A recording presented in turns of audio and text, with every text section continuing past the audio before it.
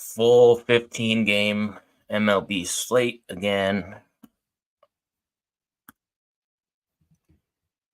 Full slate we got going on. We're gonna hopefully find some props to hit. Yesterday was bad for home run hitting. Like I mentioned in one of my posts, 21 home runs hit over a 15 game slate. I think that's the most or the least amount in the last like 8 to 10 years. It's as far as that big of a slate. Again, looking at today, there's lots of negative hitting environments. Again, lots of temperature issues. So we're going to be a little bit more selective today. Yesterday, hit some all right plays. The Rockies bullpen was let down at losing that in the 8th inning, giving up 5 runs or whatever it was. But we move on. Can't worry about yesterday. Okay, so today, if you guys just want to look at what I'm looking at right now, these are percentages of home runs. All the red obviously is very negative. So home runs, doubles, singles, and runs, whether it's positive or negative for extra runs. So right now we are looking at a lot of negative hitting environments. Even Coors Field is slightly negative. Kauffman Stadium being one of the hardest stadiums to hit home runs in due to its size and, lots of weather issues, is showing a big negative one again. Wrigley, Milwaukee will be fine because it's played in a dome. There's actually a little boost. So the top places obviously today are going to be Milwaukee, Globe Life Field, Texas, and then Busch Stadium, which is Cardinals. So we got Milwaukee here, Texas, not bad. Cincinnati's not terrible, but it is a little bit cooler today. And then St. Louis. So Angel Stadium's not bad. I always look at Angel Stadium this time of year, and I love Angel Stadium come May, June, July. Other than that, Minnesota, not a place I'd be looking at. Washington, not the greatest hitting environment, but it is Mackenzie Gore pitching. And then Detroit again. Brent Rooker went yard for Oakland yesterday again. But Yankee Stadium, this is the same as yesterday, but we've seen almost more stadiums or home runs hit in Yankee Stadium yesterday than anywhere. So sometimes you can't just rely on these numbers, but these do help in a sense. So drop some comments if you guys got any picks, but we'll just start with going over the games. If you guys got sides, totals, props, drop them in the comments. If anybody wants to comment. I know I was talking to myself yesterday for about 3 hours. I think we had one comment, but lots of people watched, which is cool. So I'm just here to hopefully make some money, help people make some money, talk sports, because what's out? That's the best part about the weekends, man. With this is what we all live for, right? There's money to be made. There's lots of games. There's baseball, hockey. There's a huge NBA slate. So for everybody that's full on into sports, there's a ton of sports. So, all right. So I think the best thing to do here is start with games that are a little bit. Yesterday, I kind of just started at the beginning of the slate, and ended up spending a lot of time talking about games that I didn't really want to talk about. So I'm kind of going to skip over the games that are not as relevant, like the Detroit Athletics game. I liked the Athletics yesterday. They blanked Detroit. I'm not going to spend a ton of time talking about that game. The Cleveland game, I'm probably not going to spend a ton of time talking about that game.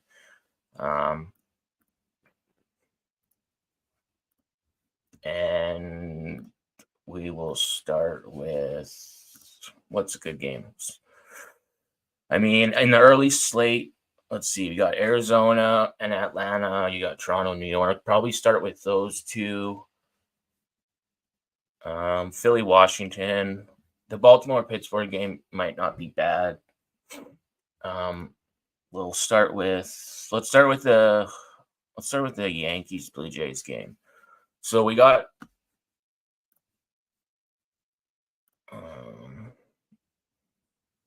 I'll show you guys this tab actually. Okay, so the Yankees, this is the weather, one of the weather websites that I use to look at weather for the day. Obviously, you can use weather apps and stuff, but like you want to try to get the best idea on what the weather is looking like. Humidity is mild, so you want higher humidity for home run hitting. So this is usually better for if you're betting, unders and stuff like that. You want low humidity. Temperatures in the mid 50s and lower, and then precipitation. This game potentially could have rain in it. If anybody lives in New York, let me know what the weather's doing there, because I did see something about potential rain delays in a couple games this morning. So looks like there's a crosswind, 10-mile-an-hour crosswind too. But yesterday we had some similar weather conditions, and like I said, Vladdy went yard, Stanton, Judge, I don't know, maybe it was Rizzo. I don't know. There was like at least 4 or 5 home runs hit in that game. So as far as so start with the Yank. So we got Bowden Francis going, which he pitched in that game where the Jays got no hit. They lost, I think, 10-0 in that game. So the lineups are out here. You got Springer and Guerrero, obviously in the top, Torres and Soto. As far as matchups, there's nothing really to look at for previous batter versus pitcher matchups. But when you look at these teams, I'm just going to pull up one other thing here. All right, let's look at. All right. So when you look at Toronto versus righties, not a lot of positive hitters right now to look at. George Springer is always somebody, he's going to get 4 or 5 at-bats a game. He's hitting in the top of the lineup. Springer hit 262 last season versus right-handed pitching. And then Guerrero is not bad. He hit the majority of his home runs last year versus right-handed pitching. A lot of people didn't like him shushing the crowd when he hit that home run, even though they were down. Like they didn't like that too much. All right, so maybe they send him a message today, but if you look at the Yankees here versus righties, Juan Soto, he's hitting in the second spot, right? So I don't mind Juan Soto potentially today. Judge is always somebody to look at for the Yankees. Like he hit 29 home runs out of 37 last season versus right-handed pitching. I think Bowden Francis gets rocked here. I would take the Yankees. I can't get to the Blue Jays right now. They're just in a tailspin. There is a reason why this line's about -150, -155. So I would take the Yankees, and I think this game might be a higher scoring game, even given the weather. When you look at bullpens here, Toronto's kind of middle of the pack, but they've given up 7 home runs. Their bullpen has 4.24 ERA. Yankees have only given up 3 home runs, so they have, their bullpen's performing better so far. They've gotten the saves. Toronto's only gotten 1 save. The Yankees have gotten 6. So the Yankees could potentially get you out of a jam here. I think the Yankees would be the play if you're playing a money line. These are all hard hit guys right now. If we just go with, let's go to the Yankees. So obviously you're going to see Judge and those guys at the top, but they're not a lot of barrels yet this season. He has hit 24 batted ball events, but what I like here is Soto. Soto's getting batted ball events, so he's hitting hard hit balls plus 95 miles an hour or higher off the bat. He does only have a 4.7% barrel rate, but I think he might tag one today, potentially. Middle of the pack for the Yankees as far as barrel rate. Obviously, Stanton, who strikes out a ton, and then Judge. So they both went yard, I believe, yesterday. So, Toronto. Stanton, Stanton, Guerrero, Judge, and I think, it was Rizzo. Okay, I was right, yeah. So those guys all hit home runs yesterday. So I do want to see Soto get his first home run at Yankee Stadium. He's been cold though, so but I think his line being where it is kind of, you know, might be a very more public home run prop today. He's only hit one, like I said, so far, but there's he might be able to get one today. So I'd look at Soto. I think the Yankees win this game. I think they're just playing better. Their bullpen's better, and I mean, starting pitch up, putting the two together, like I don't know, Francis wasn't very great in his first start, so I think that is something you got to take into consideration. The Yankees have won or 4-2 of their last 6 games at home, so the under has also hit in 8 of the last 11 Yankee games. So maybe this one is a classic Blue Jays Yankees game where you see like a 4-3 game, but I still think the Yankees win this one. And I think I might hit up Soto obviously Aaron Judge is your go-to, right? For Aaron Judge is always your go-to when you're looking at home runs, but there's a reason why he's always plus 200, plus 250, stuff like that, because he can hit one quite easily. I like these numbers a little bit better. Like if you're looking at this, I'm still looking at last season's data just because I don't have a ton. This is just the easier to do right now.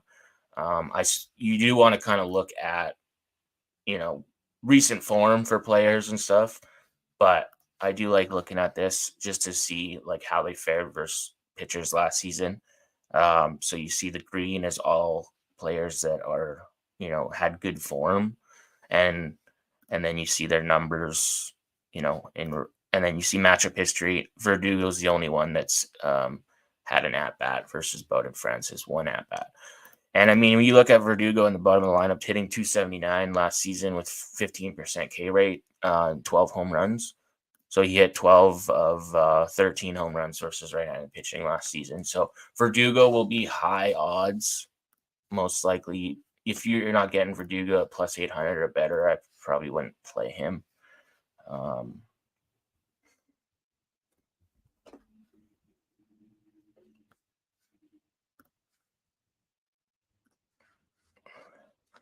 Sorry, I'm just pulling something up here. So I don't know. That's where I kind of go with that game. We spent about 10 minutes on it, so we'll move on to the next one. As far as, like I said, the side, I would lean to the Yankees, just better recent form. It's Sunday, so the dogs could be barking, but, as far as the matchup goes, the bullpens goes, the lineup, as far as hitters and stuff, I think the Yankees are just a better team overall. So that's where I'm going with that one. And I'd say Soto, maybe Verdugo. He's always like, he'll hit one every 7 games or something. So something like that. Obviously Judge is live all the time. Okay, next, let's go to this Arizona Atlanta game. I don't have much. I don't know why this one app doesn't give me anything, but I'll click. Let's see. Truist Park. Slight wind blowing in, but you got nice temperatures. High 60 temperatures. The left field fences are the ones that are lower in this park. So you got 335 out to left, but the 6-foot fence is on that left field side. So hitting a home run to the left could be a little bit easier, especially when the wind doesn't really affect this game too much. Hitting to the right side, the fences on the right are 16 feet tall, but that far right corner is only 325 feet. So this is definitely a hitter park. We see that all the time, right? You've seen it yesterday again. Ozuna and Ketel Marte, three home runs in a row. Marcell Ozuna went yard again. I liked him yesterday. I think he was the only home run hitter I actually hit yesterday. Okay, when we look at this game as a whole. I think Ozuna, versus Ozuna has hit in the home run versus Nelson. I think you got Randall Grichuk on the other side. Oops. So you got Ryan Nelson, Chris Sale, Ketel Marte starting off. He's on fire right now. So Ozuna's hit a home run. Austin Riley have hit home runs versus Nelson. And then you got Grichuk, Lourdes Gurriel Jr., and he's had 20 at-bats. Definitely want to see players that have more at-bats, right? Like this is one game. This is, one game. These are probably hit in one game. Whereas when you see 2018, obviously they played 3, 4, 5 games, right? So they have more of a sample size, more matchup history and stuff like that. So it's always better when there's more data to look at. So as far as the lines on this game, obviously you're going to see Atlanta as heavier favorites. Chris Sale is the better pitcher, historically, statistically speaking. Last season, he pitched about 102 innings. His K rate was 10.96 per 9. It's 10.9 Ks per 9. So 4.29 ERA last season with a 1.19 whip. So it's not bad. And then you got Nelson, who pitched 144 innings last season. He's only had 6 strikeouts per 9 and a 1.42 whip. He did pitch twice versus Atlanta last season, I think, or 3 times maybe. Maybe he only – hold on. Let's see. I'll pull up the exact stat. I think he pitched let's see. Here it is. Yeah, here it is. 11 innings.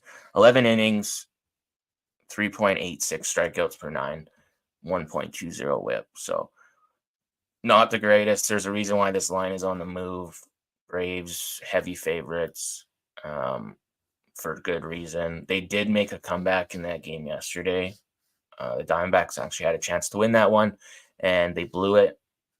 So if we're looking at this, so Chris Sale being a lefty, Ketel Marte is always somebody you got to be. Man, Gurriel, Ketel Marte, Lourdes Gurriel Jr. Look at these. Let's look at the lineups here. Ketel Marte, Gurriel, Christian Walker's a righty. Gurriel Jr. in the 3 spot could be. I think this game could get out of hand, honestly, on both sides. But I do think Atlanta can get to Nelson. Let's look at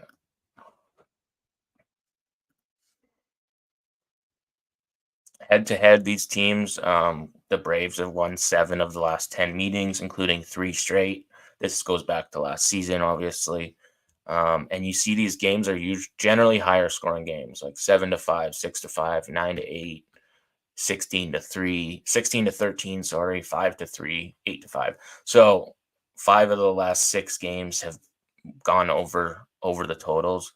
And then you get more games last season that you had some lower scoring ones. A lot of these lower scoring ones, couple of them, 3 of them were in Arizona, which is more of a pitcher friendly park. But the Braves right now, I wouldn't suggest laying the heavy juice and betting Braves money line individually, just because if you do that long term, you're going to be down money more often than not. Right now, in the last 10 games, if you bet the Braves straight up on the money line, you're actually down about $64 on a $100 bet per game. So, and they've won 6 out of 10 games.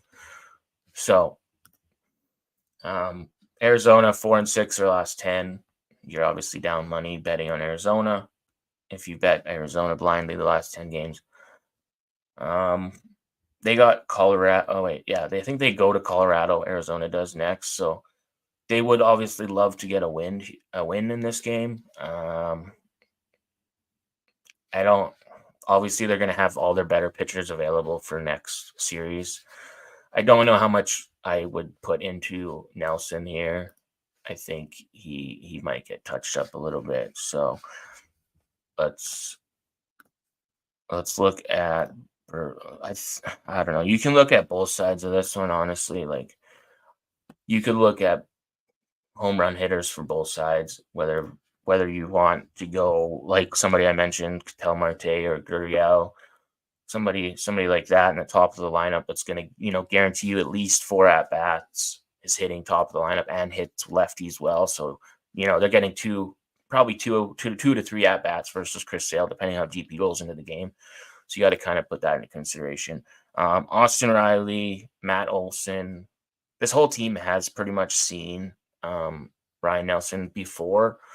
Not a ton of data. Mostly it's like one or two games they've played, but Matt Olson feasts versus right-handed pitching. He hasn't hit a home run in a couple games now. Obviously his numbers usually in these. Oh, he hit one two. Yeah, so he hit one in the first game of the series. Okay, and then he had four games without one before that. So him being plus 250 or around that number, it definitely makes sense.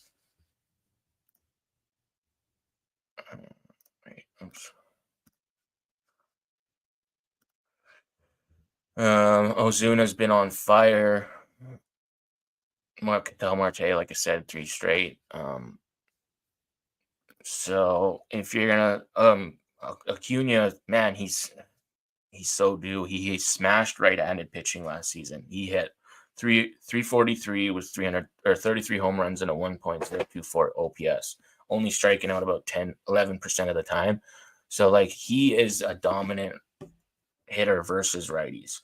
Yesterday I mentioned how hard it is to come by stolen bases. Usually Acuna is a guy you can rely on for stolen bases, and then sometimes Michael Harris down later in the lineup. But these are 2 hard teams to steal bases on. It's usually comes down to who's behind the plate, and more often than not, both of these sides have good catchers that can throw out pretty much anybody. So that's the reason why stolen bases are hard to come by. So if you're looking at home runs, I think Matt Olson is live. Maybe Austin Riley, and then obviously the top guys.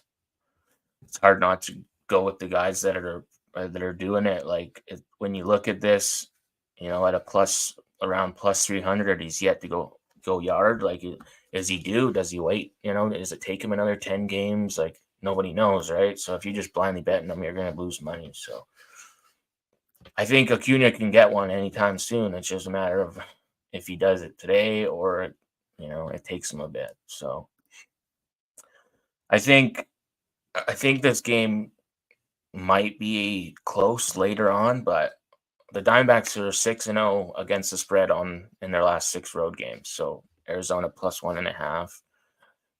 Maybe just due to the fact that maybe they get to it late. Maybe they come out the gate and they're just own this one. I just can't lay the juice with Atlanta on this one. I just can't do it. So, all right, the next game. What's in the time slot of good hitting here? Cincinnati. PNC Park is not going to be the greatest hitting environment, but again, we saw a couple home runs there yesterday. All right, let's go. Let's just look at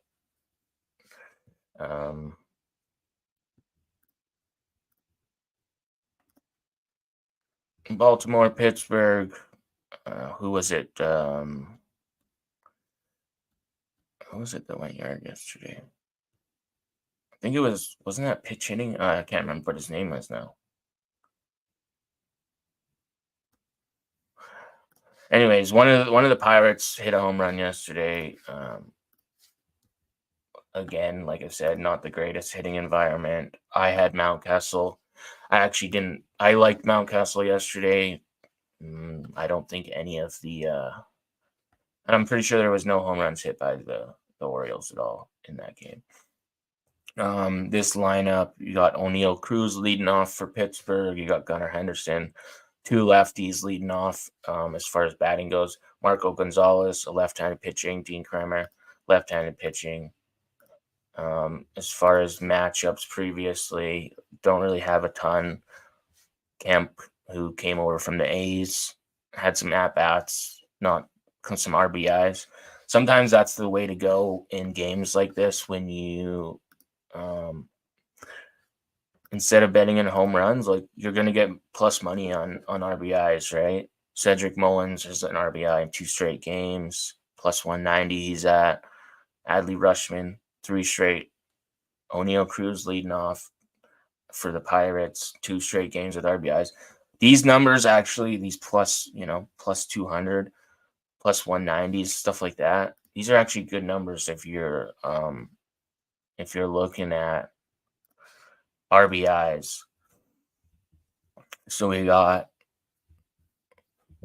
as far as like yesterday when I was looking at lots of stuff, the lineups weren't out for lots of the games, so I wasn't sure the order of where some of the players would be for sure hitting. Sometimes people get moved around. Usually you can count on your top 4 or 5 being pretty similar most games unless one of them has to sit or is resting or whatever. But for the most part, you can kind of gauge where the players are going to be starting and stuff like that.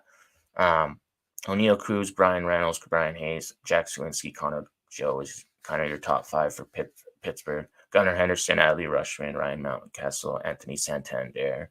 And then the 5-6 spot for the Orioles kind of switches up here and there. But betting Rutschman to get an RBI in the 2nd spot, he's yet to hit a home run, but he's got 5 RBIs on the season and he's batting .310. So Rutschman for an RBI might not be terrible. You look at Marco Gonzalez, he pitched only 50 innings last season, only had a 6.12 K rate. I don't think he's going to get a lot of strikeouts versus Baltimore either. On the other side, Dean Kramer is the better pitcher in my opinion in this starting rotation here. He pitched 172 innings last season. His K rate was around 8 per 9. When you look at Orioles versus left-handed pitching, Adley Rutschman is in that 2nd spot, is the guy that hits lefties well. He hits last season 304 with 6 home runs, 895 OPS. A lot of their strikeout numbers are decent. His strikeout numbers go down even versus lefties. So betting him for an RBI might be good because if somebody in the bottom here gets on, or if Gunnar Henderson gets on, Rutschman could potentially bring him in with a double or whatever, or somebody late in the lineup gets on, like say Mullins or Jared McCann potentially gets on, or Jorge Mateo, and then Rutschman comes into the top of the lineup and knocks him in. So Adley Rutschman or Ryan Mountcastle in the 2 and 3 spot for the Orioles is 2 I would look at for RBIs in this game. And then Santander is always live. He's the switch hitter. He's got 9 RBIs so far this season, 2 home runs. So obviously some of his RBIs came on home runs. And then you kind of want to split it up. And then for RBIs on the Pittsburgh side, Brian Reynolds is hitting in the 2 spot. He's got 6 RBIs in his last 10 games, 2 in his last 5. He leads the team with 9 RBIs. He's only got 1 home run. And then Connor Joe in the 5th spot, 7 RBIs, only 1 home run, 323 batting average so far this season. So you typically want to target a guy that's got a pretty good batting average. His OPS is good. And then you want guys in front of him to be the ones that would likely get on base too. So I think potentially Connor Joe or Brian Reynolds maybe would be an RBI guy that I would look at. Just looking in this spot, you kind of want to be in somewhere in this area. But yeah, I think Rutschman is good for Rutschman, and Mountcastle would be my 2 looks for RBIs in the as far as the Orioles go. Because when you look at The weather at PNC Park here, not much of a difference. The humidity is mid, temperatures are mid. The wind really isn't doing anything. 2-mile-an-hour wind, so not really a factor.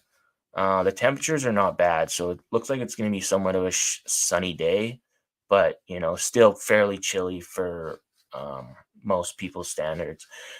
I think the Orioles can get this one done, so I would take the Orioles in this game. This series so far is 1-1, so each team has won a game. I think the Orioles could get to the Pirates on this one. There's a reason why this is a short price. But I just think they have the better starting pitching, and they have lots of guys that can get to Gonzalez early. As far as bullpens, Baltimore has one of the better bullpens. These guys are fairly similar, but Baltimore's only given up 1 home run and has a 0.94 whip, 1.95 ERA. And then Pittsburgh, 3.13 ERA. They've given up 3 home runs, and they have a 0.94 whip. So Pittsburgh's bullpen has actually been able to get into saves. So when they come in, they're actually being able to save the game if they get into that save situation. So for this game in particular, if you're betting Orioles money line, you hope that the Orioles get to Gonzalez early. He fails to strike guys out. He puts batters on, and Kramer kind of just helps him through it. And they had take a 3 or 4 run lead, hopefully into the later innings, and can come away with the win. But yeah, as far as I think Rushman and Mountcastle would be players I would look at. Adley Rushman being just more consistent and better number. Ryan Mountcastle, just because where he hits in the lineup, they're not going to give you as good of a number on Mountcastle just because he hits in that 3 spot. So he's a little bit more likely to get an RBI, right? If those guys ahead of him get on base. I don't have any really home run hitters for this one, but I'd probably take Mountcastle again if I was looking at a home run hitter, or maybe Santander, but I don't know if. Let's see, versus lefties. He only had 5 home runs last season. Mountcastle led the team versus left-handed pitching as far as home runs, average, OPS, everything last season. It was all Mountcastle. So he's Mountcastle and Rushman are kind of your guys when it comes to consistency versus lefties. As far as Pittsburgh versus righties, there's a couple guys. Rowdy Tellez is not bad. Jack Sawinski's not bad. So, yeah, this game makes sense to me as far as the price. I would lean to the Orioles. I think it's just a little bit better pitching edge, a little bit better at hitting, and bullpens are pretty even. So this could be a close game too. Okay, what's the next one in this? Let's go Phillies Nationals next. I think I might have a home run prop in this one. The Yankees, I think I'm on Juan Soto in that one. If I took one in the Pittsburgh game, I would go back to Mountcastle. Okay, so Phillies Nationals. If anybody's got any picks, drop them in the comments. Picks or games you want to talk about right now, or any props, sides, totals, anything. Drop it in the comments. Interact. Let's go. All right, Phillies Nationals. Game starts in an hour and 30 minutes or so. Mackenzie Gore, left-handed pitcher, versus Sanchez, left-handed pitcher. So this number looks to be dropping. I think the Phillies opened as like minus 155. I'm not really surprised because we've seen a couple of games where the Phillies offense hasn't been kind of dynamite, like, show stopping. They scored 5 runs, they scored 4, they scored 1, they scored 9, and then they scored 3. So their last 5 games, there haven't been a lot, but I can't get behind anything to do with this Nationals team. They're just not good. I think Mackenzie Gore is going to have I think he might not go deep into this game, but I also could see him. I think his strikeout line's at 6.5. I could see him not getting a ton of strikeouts again. Um,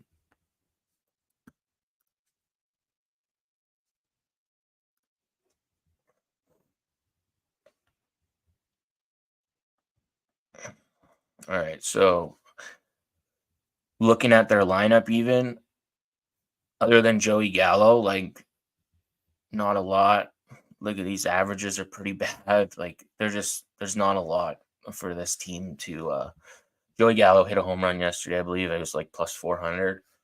I wish I would have bet him, but we can't focus on yesterday or dwell on yesterday. It does us nothing. So you look at RBI leaders for this team. I mean, Harper, he hit all 3 of his home runs so far in one game. So all of his stuff pretty much has come in one game. But when you look at past history, I think you got Castellanos, 1 home run, 545 average, 1.54 OPS versus Mackenzie Gore in his career. And then Alec Boehm, one home run, 3 RBIs in 9 at bats, 1,000 OPS. When we pull up the data versus, let's start with Mackenzie Gore. Last season, 136 innings pitched, 1.40 WHIP. When last season he was 0-3 versus Philly. His ERA is above 10 versus Philly from last season. Like his WHIP goes up quite a bit. So the Phillies pretty much own Mackenzie Gore. Versus left-handed pitching, this Phillies lineup, Real Muto, Alec Boehm, Nick Castellanos all have better averages when it comes to versus left-handed pitching. Kyle Schwarber, his average goes down quite a bit. His K rate goes up when it comes to lefties. He is a lefty too, so lefty on lefty there, he kind of struggles. Trey Turner, his strikeout numbers get a little bit better, but his average goes down. Trey Turner typically has hit more of his home runs versus right-handed pitching. I think Turner still hasn't hit a home run. Yeah, he hasn't hit a home run. Alec Boehm still hasn't hit a home run. Shout out to you for costing me $27K on Friday. You son of a bitch. Nick Castellanos he's struggling right now. So as far as pitcher batter matchups, Castellanos has the matchup. So does Boehm. Boehm's more likely to play small ball, get on base, steal bases, get hits. You can see he's got 5 RBIs. So potentially taking Boehm for an RBI instead of taking him for a home run might be something to look at. Just because I'm trying to dial it back after yesterday getting slaughtered with as far as home run hitters. So Alec Boehm had a RBI yesterday, Real Muto, and then like I said, Joey Gallo went yard yesterday. So I'd probably go back to Boehm. I see his line is pretty bad. Obviously, he's hitting in the spot. He has history versus this. He hits lefties good. So there's a reason why his line is where it is. Those are kind of a couple guys you could probably put both of them together, honestly. And if let's see, you got Boehm. See that they hit one after the other. That's the only thing. But yeah, this whole bottom of the lineup has not really done anything. Merrifield, Sosa, Pache, however you say his name, all averages so far bad this season. No RBIs, no home runs, no stolen bases. So yeah, Boehm you can count on, usually rely on to get on base, potentially get you an RBI. maybe steal a base here and there. Trey Turner, if he gets on base, can run. And if this game is, close, the Phillies will steal bases. As far as stolen bases on the other side, Lane Thomas is kind of the only guy, but it is hard to run on Realmuto. He does have a good he's good at catching batters when it comes to them running. So a little bit tough to go with stolen bases on the Washington National side, which is why you're going to get high numbers, plus 500 and up for Lane Thomas, just because it's harder to hit it, right? Trey Turner, stolen base. He had one yesterday.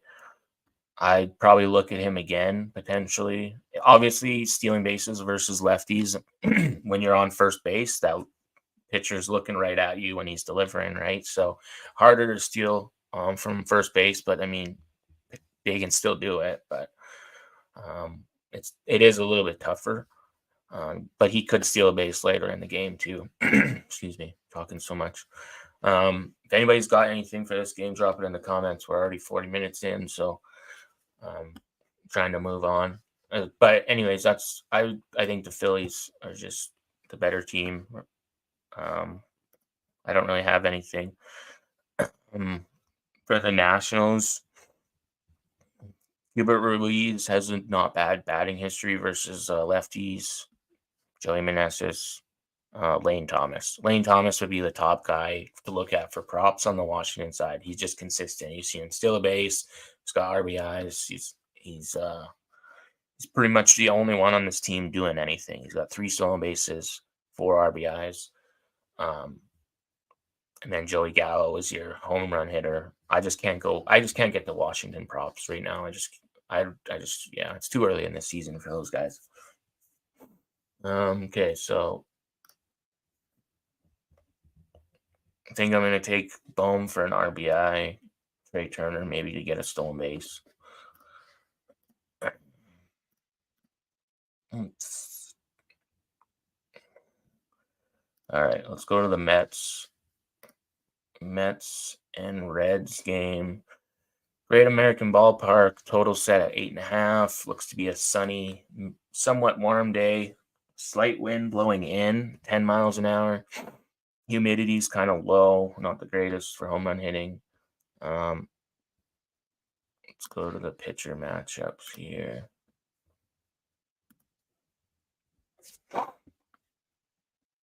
You got Andrew Abbott, Sean Manaea, 2 lefties on the mound again. I kind of don't mind. I think this series is split 1-1 right now. Both teams have won one. The Reds are slightly favored unless this line has moved since earlier, but I think the Reds slightly are favored. It's so hard to get behind this Mets team right now. I mean, they're 2-6 to start the season. They did just lose 9-6 yesterday, and then they won the game before that 3-2. So this one, as far as a side perspective, is kind of tough when we look at pitcher history. Abbott last season pitched 109 innings, decent ERA, mid 3s, 1.32 WHIP. Sean Manaea was he with the Giants last season, I think, so pitcher friendly ballpark, playing even pitching in Petco lots and places like that. So 117 innings pitched, 4.44 ERA, 1.24 WHIP. He in his career or last season he only pitched 2 innings versus Cincinnati, and not really much data to go on there.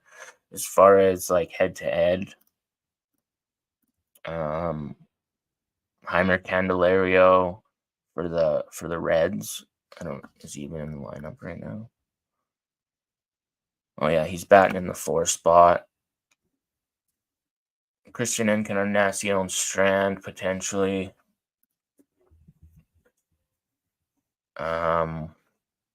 Pete Alonso is always live. He just doesn't have any history versus Andrew Abbott. Let's see. His as far as left-handed hitting, Pete Alonso's actually not bad. He hit 13 home runs last season versus lefties, 859 OPS. Francisco Lindor, who is struggling pretty big right now, I just can't really get there with him, but he did hit 16 home runs versus lefties last season. And then you got obviously Jeff McNeil, solid hitter. He's not going to hit a lot of home runs, but he's going to usually get on base. He very rarely strikes out. So Jeff McNeil. We've seen Spencer Steer hit a home run again yesterday, so he's got 2 in a row now. Ellie De La Cruz got an RBI. Jeff McNeil, he's his usually you can bet him to not get a strikeout under, but his always seems to be juiced now because his strikeout numbers are so good.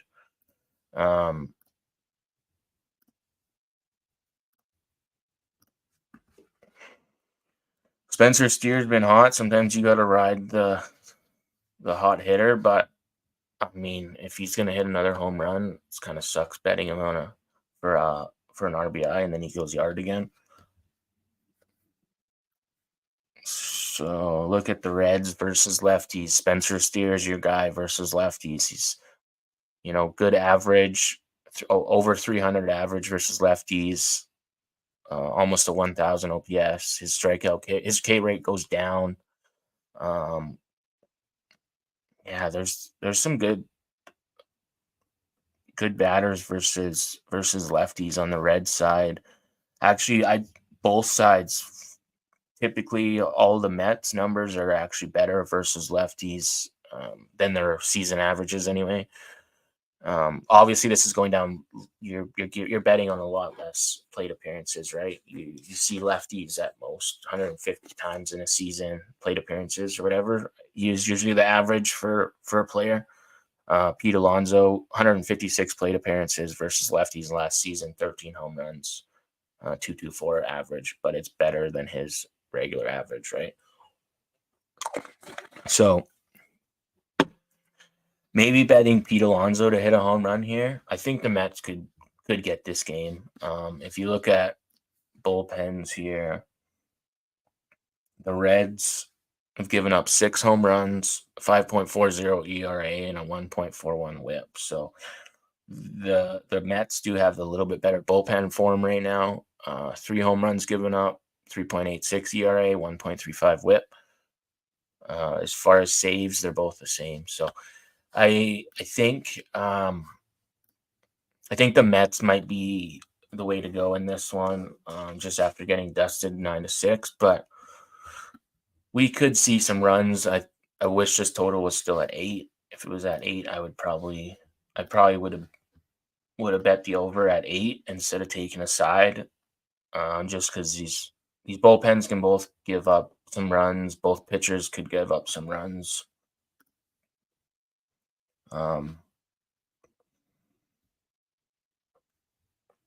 Yeah.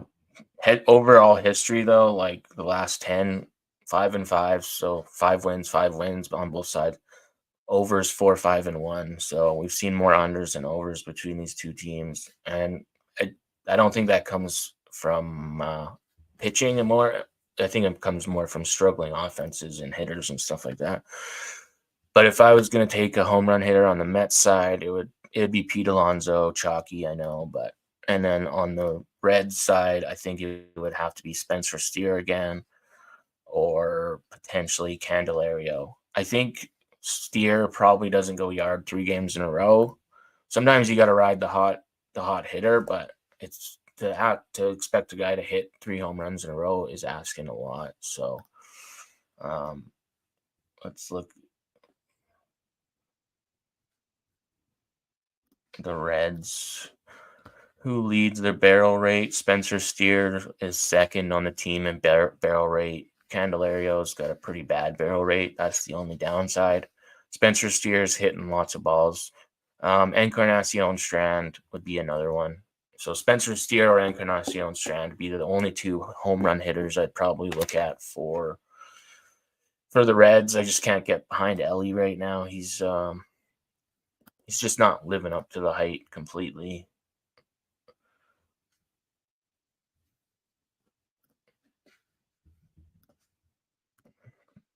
If anybody's got anything for this one other than what I mentioned, like feel free. As far as RBIs go, like I said, Encarnacion Strand, um, Pete Alonso's been kind of cold as far as home RBIs, but don't mind that at plus 150. Ellie De La Cruz plus 200 to get an RBI. I'd rather bet Ellie for an RBI or is even stealing bases. Let's see. Fairchild, yeah, Ellie got one. Spencer Steer. So yeah, I think obviously like a same kind of thing mentioned with the left-handed pitching deal with stolen bases is a little bit tougher because that the pitcher's looking right at you. But so that's probably why you seen it yesterday because I think it was a righty matchup on that one yesterday. But stolen bases, this couple guys, obviously Ellie being the fastest runner in the league. He's always live for a stolen base, which is why his number is where it is. Bubba Thompson, he got traded from the Rangers, I believe. He was really good last season. So far, not bad this year, but he can sneakily be somebody that steals bases. He's usually like he's got 3 stolen bases on the season. It's just his batting average is not the greatest. So if he's getting on base right now, it's probably with walks because he has no RBIs, no home runs, and his average is like 0 basically. So and he hits 9 spots. So if you're betting on Bubba Thompson to get a stolen base, you better be getting a pretty good number. I don't think this number is good enough. I think it should be a plus 450 at least. But yeah, Ellie, Spencer Steer. Spencer Steer to get a stolen base at plus 625. It's not bad, but he's not a huge stolen base guy usually, but he does have 2 on the season. Two stolen bases, 3 home runs, 12 RBIs, a 448 average. So I'm all over Spencer Steer. But I think I don't know. I might pull a trigger on this when I got an hour to figure it out, but I think Spencer Steer RBI is a good look if you don't want to bet him for a home run, and then Pete Alonso on the other side for a home run.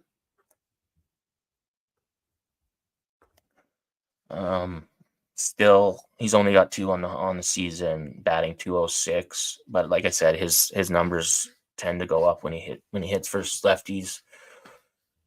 Abbott's doesn't get a huge number of strikeouts. Minaya does tend to get a little bit better with strikeouts, so that is the difference. And then I mentioned the bullpens, both kind of pretty similar. So all right, let's go on to the next. I don't even know if I really want to go over this game, but if anybody's got anything in the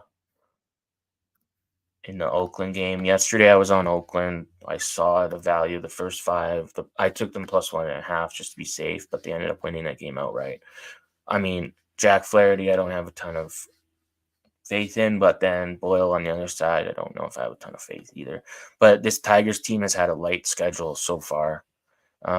Maybe stolen bases on this one, but like not a lot. You're not getting a lot of runs usually from these two teams. You can't really count on a lot. Other than right now, Brent Rooker seems to be liking hitting at Comerica Park for some reason. No matchups, no history really between these players. When you look at the lineups, it's not much. You look at the weather in Detroit, 54 degrees. Humidity is below 40 or below 40 by first pitch. So not good. 10-mile-an-hour wind blowing in and kind of across the plate, but it looks like it will be sunny at least. So that's a good thing. We've seen a 4-0 game. I think this is another potentially low-scoring game again. I'll pull up a computer simulation, but As far as props go for Oakland, Zach Geloff, stolen base. He got one yesterday. Parker Meadows. That's kind of it for stolen bases. I'm not betting no home run hitters in this game. I can't really get there. I mean, Brent Rooker's hot, so if you want to play him, I wouldn't blame you, but it's so hard to bet right now on these two teams as far as hitting home runs and stuff, because you could very well see a 2-1 game between them. Versus right-handed pitching, JD Davis, not bad. Zach Geloff, his actually hits better versus the righties. His numbers go up quite a bit. So he could get on base, steal a base. Don't mind that. Brent Rooker's not bad versus righties. He's pretty average, but he did hit a lot of his home runs versus righties. On the Detroit side versus righties, kind of the same guys I mentioned yesterday: Riley Green, Spencer Torkelson, Kerry Carpenter. You got Zach Geloff to get a. Where is he in the lineup? Geloff is second in the lineup. So if he gets on, he's only batting 156 on the season, so that's not good. But if he gets on, he could steal a base. So if you want a stolen base maybe for Zach Geloff, I don't love his batting average, but Kerry Carpenter, he hasn't stolen a base yet. Neither has Torkey, but Mark Hanna, actually somebody I might look at. I bet him to hit a home run 2 games ago, I think it was, or Friday, whatever it was. And he's usually plus 700 or plus 650, whatever. So Mark Hanna in the DH spot. You know, he's batting 6th. His stolen bases are probably going to be a plus 600 or higher. He doesn't steal a lot. His stolen bases and his home run, he hit one in this series. I think he would be the only person I would look at versus right-handed pitching. It's Kerry Carpenter maybe to hit a home run, but 250 average. Yeah, it's just really hard to get behind these guys. So anyways, that's kind of all I got for that. So we'll just move on to the next one. What do we Tigers. Oops. Tigers up here. Mark Hanna does lead the Tigers in barrel rate, and then you got Kerry Carpenter and Riley Green behind him. So those are kind of the 3 players I would be looking at if you're betting hits. RBIs, Mark Hanna for an RBI might be a good one, just because where he's hitting in the lineup. And oops, that's Kansas City. Hanna for an RBI. They did just get shut out yesterday, so obviously they're going to want to bounce back from being shut out. If you're getting Mark Cannon for an RBI at anything like plus 180 or better, I'd probably play that. He's only had RBI in 2 games so far this season, so not when one of them was a home run, or he hit 2 home runs actually in those games. So I think if you're going to bet Mark Cannon, I think you bet him for a home run, honestly. All right, moving on.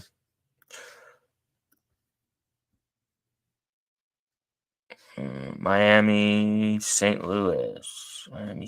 This one actually is a decent hitting environment. That's out of the 3 parks today: Globe Life, so Texas, Milwaukee, and then Busch Stadium. This game, the 3 parks with like the best edge as far as home run weather and like whether or not impacting and stuff like that. Okay, where's the St. Louis? All right, so you got this. The only thing is, this game could potentially have rain delays and get rained out, or see storms during the game. The temperatures are good. The humidity is good for hitting, but the chance of precipitation does get high around first pitch. So the wind is blowing kind of across, out to left and across heavily, which is good, which is why you're seeing this total at 9. I'm just hoping that the rain doesn't hit. The humidity is good. We want the humidity if we're betting overs or betting home runs, stuff like that. Um, but you don't want the game to get into a rain delay, because that just messes everything up. It just makes it harder for hitters and pitchers, everything. Okay, so the lineups, looks like we got confirmed lineups here. As far as matchups, there's no matchups on the St. Louis side. This is Myers. He's kind of getting his first start. Then you got Gibson for the Cardinals. I'm looking at Jake Burger for the Marlins. Jake Burger for a home run. He does have one in his career versus Gibson. He's hitting in the 3 spot. He's got 10 RBIs. He's batting .314. All good things you want to look at. 873 OPS. Righty on righty. Let's see. Let's go back to.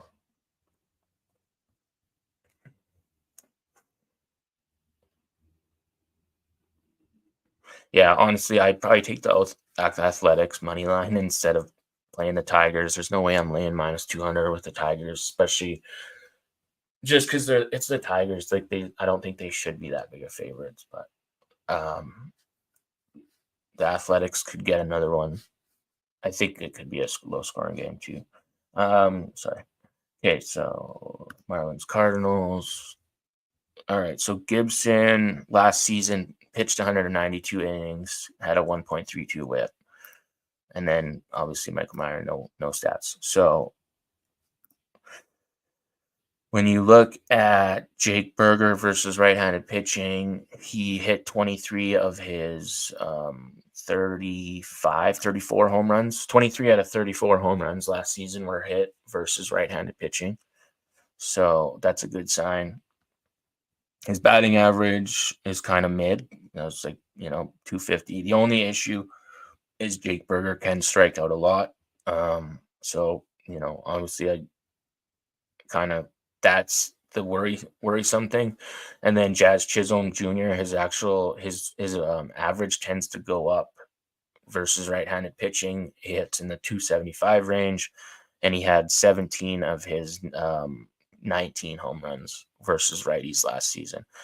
Again, his K rate is pretty bad though. So that's the only thing. Josh Bell is kind of mid. His K rate's not as bad, but he's kind of mid when it comes to hitting versus right-handed pitching. But I think Jake Burger's on my list. Jake Burger and Josh Bell would be the 2 players only on this Marlins side that I would look at for home runs. But as far as consistency, I think it's as far as everything is just better when, like, Jake Burger is just better. I don't even know what his odds are. I haven't looked it up yet, but I think I'm putting Jake Burger on the list. Jake Burger home run. All right. Still got a little bit of time to lock some of this stuff in, so let's get moving here. On the St. Louis side, see, versus varieties. Nolan Arenado. They moved Herrera from the 5th spot up to the 4th spot. He had an RBI yesterday, I believe.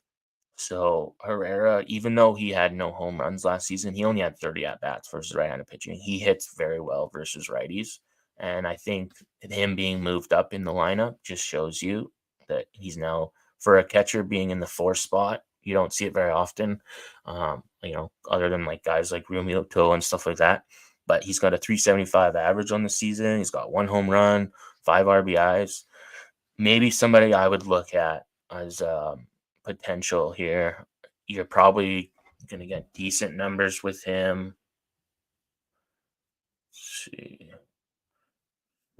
Let's see, live Jake Berger and all right, Jake Berger. So Josh Bell's plus 350.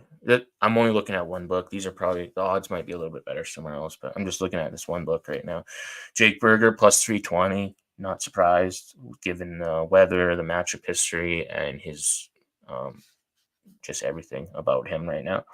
Ivan Herrera plus 450. I actually don't mind that.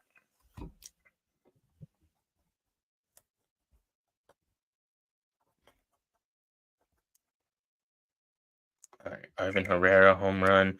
So Jake Berger, Ivan Herrera. Let's see. We got the Marlins bullpen again has been struggling. Like I said, they're kind of in the top as far as worst bullpen goes. They've given up 6 home runs. They got a 6.12 ERA, and they've failed to get a save so far this season. So Marlins, 0-9 to start the season. Cardinals giving up 4 home runs. They've gotten 4 saves, 3.73 ERA. So obviously the Cardinals bullpen, the veteran with Gibson, think the Cardinals probably could still get this done, but it is very hard to lose 10 games in a row. I still think the Marlins are just trash right now. So I don't know if you can even bet the Marlins as a side. I just don't think they're only plus 124 too. They might snap the streak and finally get a win, but I'm not rushing to if it was Marlins money line was plus 175 or somewhere in that range, I would probably be hitting the Marlins right now just based on potential matchup, but there's no way I'm betting Marlins at plus 124. It's not a good enough number for me to get there when they've lost 9 games in a row. Like you're down bad if you've bet on the Marlins every game. So not something you want to do. Historically, Cardinals. I was on the Cardinals yesterday. Cardinals have won now 6 straight, I think, versus the Marlins. 1, 2, 3, 4, 5. Yeah, 6 6 straight versus the Marlins going back to last season. So it's Cardinals or pass as far as a side, and then home run props. Ivan Herrera, Jake Berger. I think those are 2 guys you definitely can look at. Jake Berger maybe to get an RBI if you don't want to bet him for Ivan Herrera to get an RBI. You could put those 2 together potentially. Jake Berger has RBIs in 3 of his last 5 games, 7 out of his last 10 so far this season, 78% hit rate. So Miami RBIs.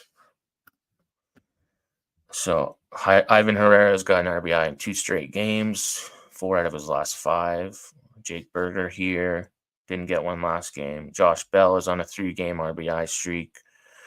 So some guys I would look at as far as RBIs go. I mentioned the home run hitters I would be looking at. Nothing for stolen bases on this one. I mean, there was one yesterday, but I think these teams are just not really the stolen base teams. All right, let's go on to the next one. We're running, let's see, Brewers Mariners, I think. Let's go to Brewers. The White Sox and the Royals, I think this is going to be an under game. I think it's going to be a rough one. What did I say? Brewers? Yeah. Brewers, Jackson Trio went yard yesterday, I believe. Hoskins got an RBI again. I had him for an RBI yesterday. And then Julio Rodriguez kind of finally came out of his little funk. He's yet to hit a home run, though, I believe. He's got RBIs in 2 straight games, but he's yet to hit a home run. Pull up the head-to-head data and the pitching data here.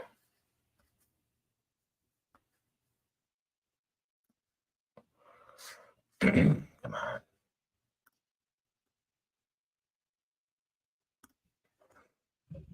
All right. So we got Colin Rea, and then I'm not sure what this. I honestly don't know much about this Hancock pitcher. I really don't. I think he's, uh, newer guy. Pitched 12 innings last season, so I don't have much on him. As far as matchup history for the Marlins versus Colin Rea, not a ton. Julio Rodriguez, but no home runs, no RBIs, no nothing. Kyle Riley has 2 RBIs and 1,000 OPS versus Rea, going back 5-6 years, whatever it's been. As far as right-handed pitching, Cal Riley's better versus righties. Rojas, Julio Rodriguez, 26 home runs, but last season 72 RBI, 23% K rate versus right-handed pitching. Milwaukee versus right-handed pitching. Bryce Terang's not bad. Christian Yelich is the guy you kind of go to. He's almost a 300 batting average last season versus righties, 16 home runs, 65 RBIs, 882 OPS. So good numbers there. Jake Bauer's got some decent numbers as far as what he's usually hits. I don't have any data for some reason. Hoskins maybe because he was traded, but this season, but look at recent form here. Julio Rodriguez batting in the 2 spot, batting 194 average. You got Crawford batting a 143 average to start the season, hit 1 home run like 5 games ago. Jorge Polanco finally hit a home run yesterday, 176 average on the season. And then Mitch Garver, Luke Raley. So their top 5 guys have 200 batting average or worse. OPS is like 400, 500, like very bad. So this team, their 6-7 spot is doing better than their top, 4-5 spots right now. So that's the thing that's kind of concerning with Seattle. I think Milwaukee has the edge a little bit here. Milwaukee could have won that game yesterday. I had Milwaukee and the Rockies, and those two both should have won. I would have been up by about 15 plus units yesterday. Brewers bases loaded late, 1 out, couldn't get a run in. Rockies bullpen blew the game. We all know that. So you look at Milwaukee batters right now. These guys are hitting in a, for 300 average, other than Jake Bauers, which I don't know why they got him in the cleanup spot. He's maybe because to break it up it's the lefty righty kind of thing. That'd be my only thought process of why they're hitting him in cleanup, because he is hitting so bad right now. 0.77 average. I'll even show, so 0.77 average hitting in the cleanup spot. No RBIs, no home runs, no nothing. 354 OPS. And then you got Hoskins hitting behind him. Hoskins home runs is kind of where his RBIs are coming from. Sal Frelick, you can kind of go to for stolen bases sometimes, but he struggles with everything else. And then Trio finally, hit another home run. He's got a stolen base. This kid's low-key kind of actually pretty good. And then Bryce Terang, stolen bases. He's a kind of a machine when it comes to stolen bases and stuff like that. So versus righties, Bryce Terang, I kind of want to see him hit a home run, but he only did have 6 home runs last season. They all did come up from right-handed pitching. So Christian Yelich is somebody I would look at in this game for a home run, just based on everything. Is he even in this one? Oh, no, he's sitting. Never mind.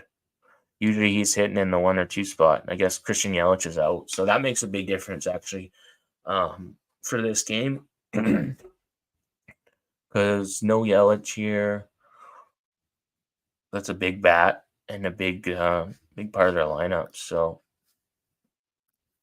let's see. Bullpens. Compare the bullpens of the Marlins and the Brewers. Brewers kind of middle of the pack right now. The Marlins do have a slightly better bullpen. Brewers have given up 5 home runs. Marlins have given up 3. Brewers 4.60 ERA, Marlins 3.26. Both have gotten some saves. Their whip's decent, so the bullpens are pretty similar. I'd say the Marlins have a little bit better edge. The starting pitching, maybe we see some regression from Rhea already. I don't know how much you want to trust him, how deep he actually goes into this game. I think Seattle could be a live dog here. I just don't love that their top guys have a very bad batting average. Like, there's nothing that really jumps out to me of, like, other than Yelich being out, there's nothing that really jumps out as to why you would want to bet on the Marlins. Or sorry, Mariners. I don't know. I must have said Marlins a few times. Hoskins maybe for an RBI again. This could potentially be a home run situation too. So I think I might go to Hoskins actually. Hoskins plus 350. Plus 350.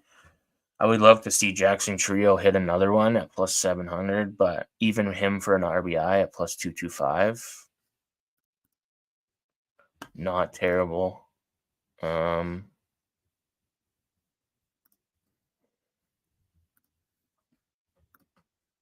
right. Yeah. Let's see, let's just check. Versus righties. Yeah, no data, obviously, because Trio's new, and no data for Hoskins. So, okay, so I don't really want to talk too much about the next two games, but I'll just kind of go over them quickly. Minnesota, wind is blowing in. 24-mile-an-hour wind straight in. This game could just get rained out, so I don't even really want to talk about it, honestly. Its total set at 7.5. I think if it with this, I'm showing lots of red, so precipitation. This game probably gets rained out, honestly. Royals, White Sox, Kansas City, wind blowing out to left center, kind of 20-mile-an-hour winds, 62-degree temperatures, mild humidity. Totals set at 9. What do we want to look at?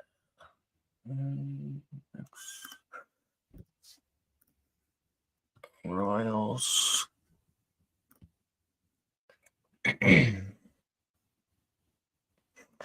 All right, so Crochet has actually been really good to start the season. He's already got 16 strikeouts, 1.38 ERA. So no batter versus pitcher matchups, obviously, in this one.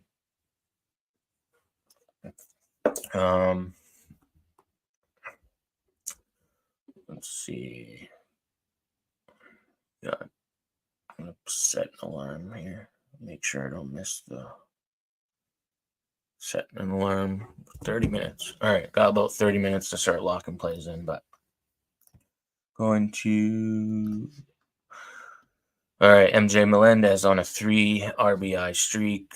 I think this could be a bit of a pitcher's duel potentially to start this game. I think this game goes under 9. I really do.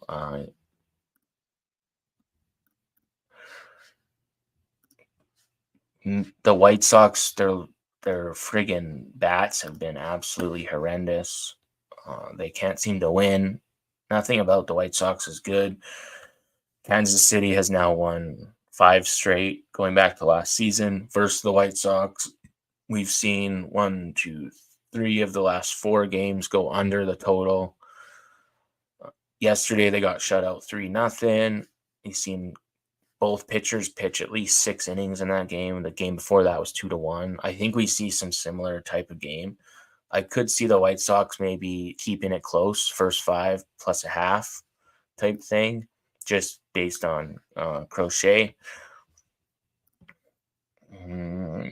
As far as lineups go, looks like Luis Robert Jr. is not in the lineup for the White Sox. Vinny Pasquantino's not in the lineup for the Royals. So that's kind of two bats you take out that can do something at least in the game. So just gives me more other than the weather, but this is Kansas City, so it could be I think under 9 is the play on this game. I don't think I can take a side other than taking the White Sox first 5, but with Robert out, that makes it a little bit harder because that's your biggest bat basically on that team. So you look at these guys on the White Sox, the Gavin Sheets and Andrew Vaughn lead with 2 RBIs each.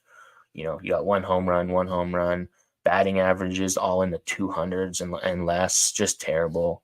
Kansas City's just a better team. The White Sox just have the better starting pitcher. So taking the White Sox first 5 plus a half, maybe they can just keep it a shutout game. This might be a potential nerfy spot. Anybody that doesn't know, no run first inning is what nerfy stands for. White Sox are 6-2 to the nerfy this season. The Royals 5-4 to the nerfy. I'm seeing this nerfy being around close to even money, so potentially that might be the nerfy to go with on the day. Just based on, obviously the Royals are the ones that make me nervous here. The White Sox lineup doesn't really make me nervous that much just because they're just terrible. Miguel Garcia, MJ Melendez are kind of your guys when it comes to scoring. Stolen bases might be something to look at in this one. No, Bobby Witt is always live, but he hasn't had a ton. He's only got 1 stolen base in his last 5 games, so he's not stealing a ton yet. He had 2 in that Baltimore series. He hasn't had 1 yet in this series. So, yeah, not a lot. I don't really have any thing I would bet RBIs before I bet home runs, I think, in this game. Just MJ Melendez might be a guy for an RBI. Oh, damn it.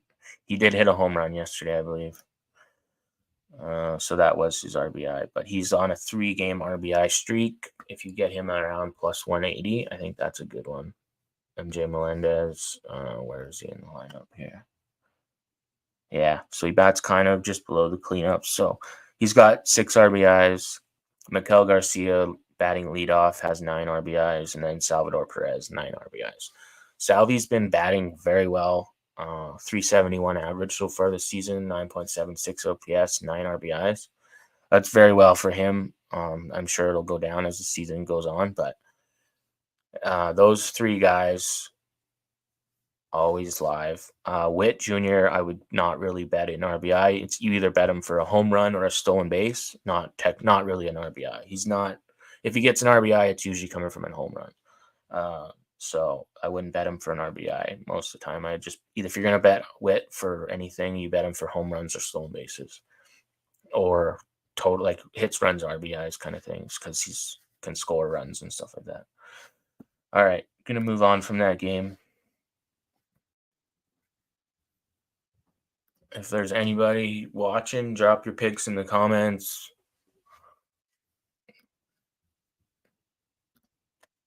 Don't forget to subscribe if you want more content like this video.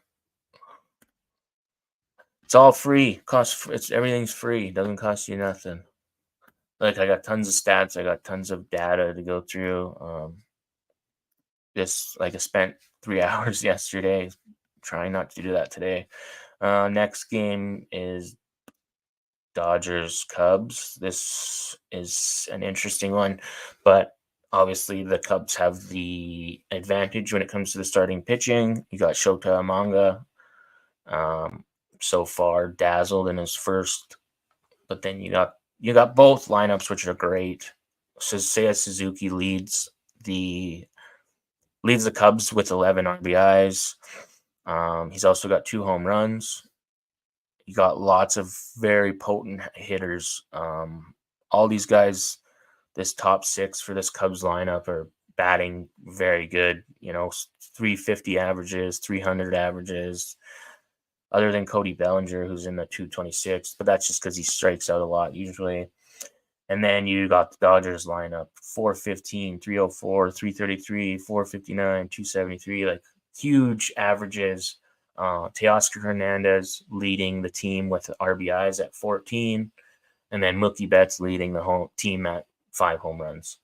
As far as stolen bases, usually the Cubs are a team for stolen bases. Nico Horner, Seiya Suzuki. Sometimes you get Bellinger, Swanson, Morel in there.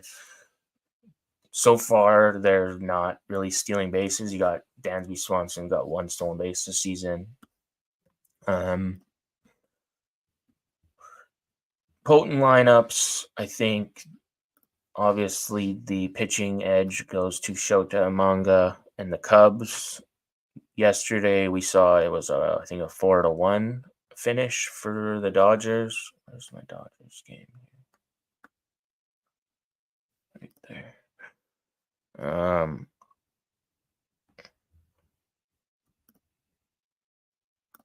Dodgers versus left-handed pitching.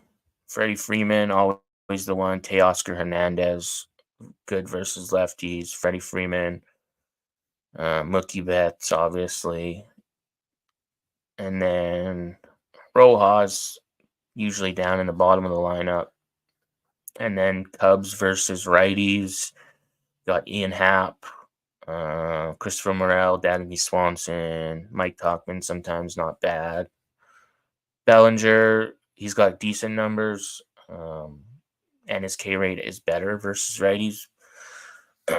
This total is what, 8.5? Let's look. What's the weather looking like here?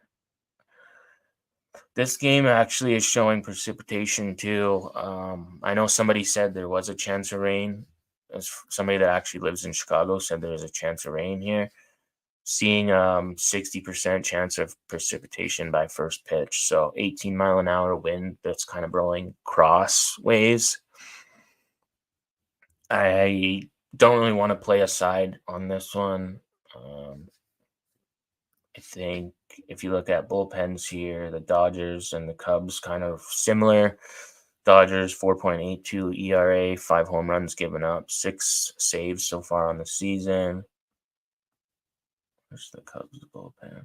Right there. Dodgers and Cubs basically the same as far as only thing is they just have not been getting the saves. They've given up 4 home runs, 4.78 ERA. So these bullpens, basically, when you look at them head to head, their bullpens are pretty similar.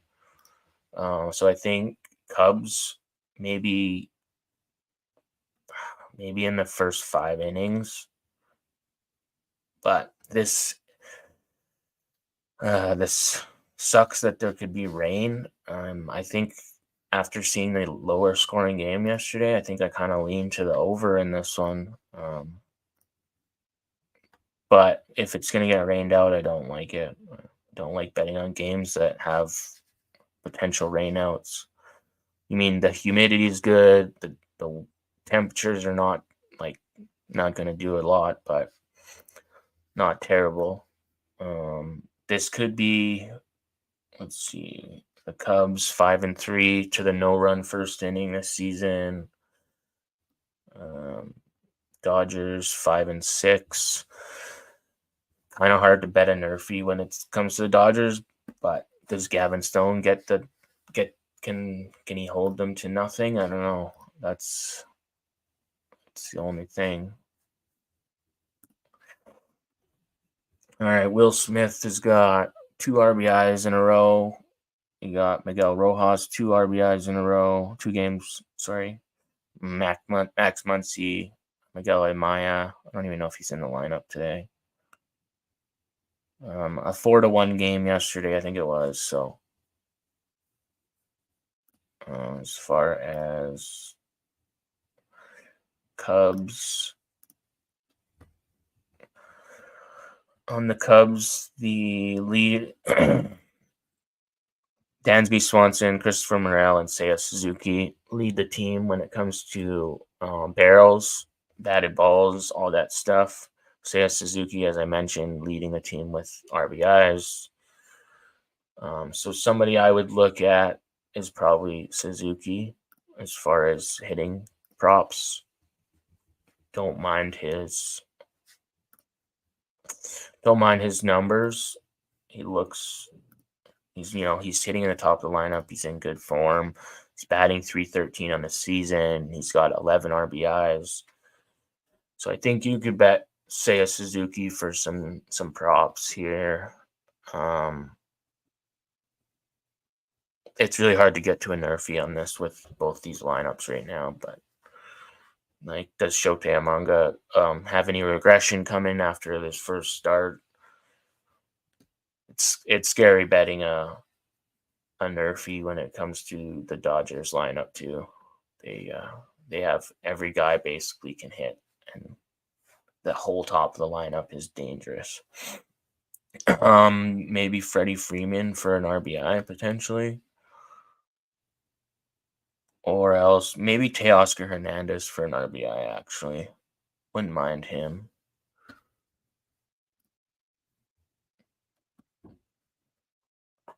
I'm just pulling up a computer. So due to Dodgers Cubs offenses, a lot of these computer models are showing a little bit of value on the over here, just based on the odds, and then as simulations ran. So I don't like the 8.5. I would rather play the over if it was at 8, just giving me that a little bit of a safety net. Shohei Ohtani leads the Dodgers in batted balls and barrels. His average exit velocity 93 mile an hour. He's hit a lot of balls over 95 miles an hour, so that is one thing. But I don't know if the park factors and the possible rain delay is going to help with anything right now. Teoscar Hernandez has RBIs in 3 of his last 5 games, and his numbers versus the Cubs are actually pretty good. So Seiya Suzuki, Teoscar Hernandez are 2 guys I'd kind of look at as far as this RBIs go for these teams. All right, next Rays Rockies. Got a couple games. Rockies, man, it just pisses me off. Obviously, Coors Field is going to be good for runs, going to be good for hits, but you got Ryan Pepio going. It could shut down the Rockies for a bit.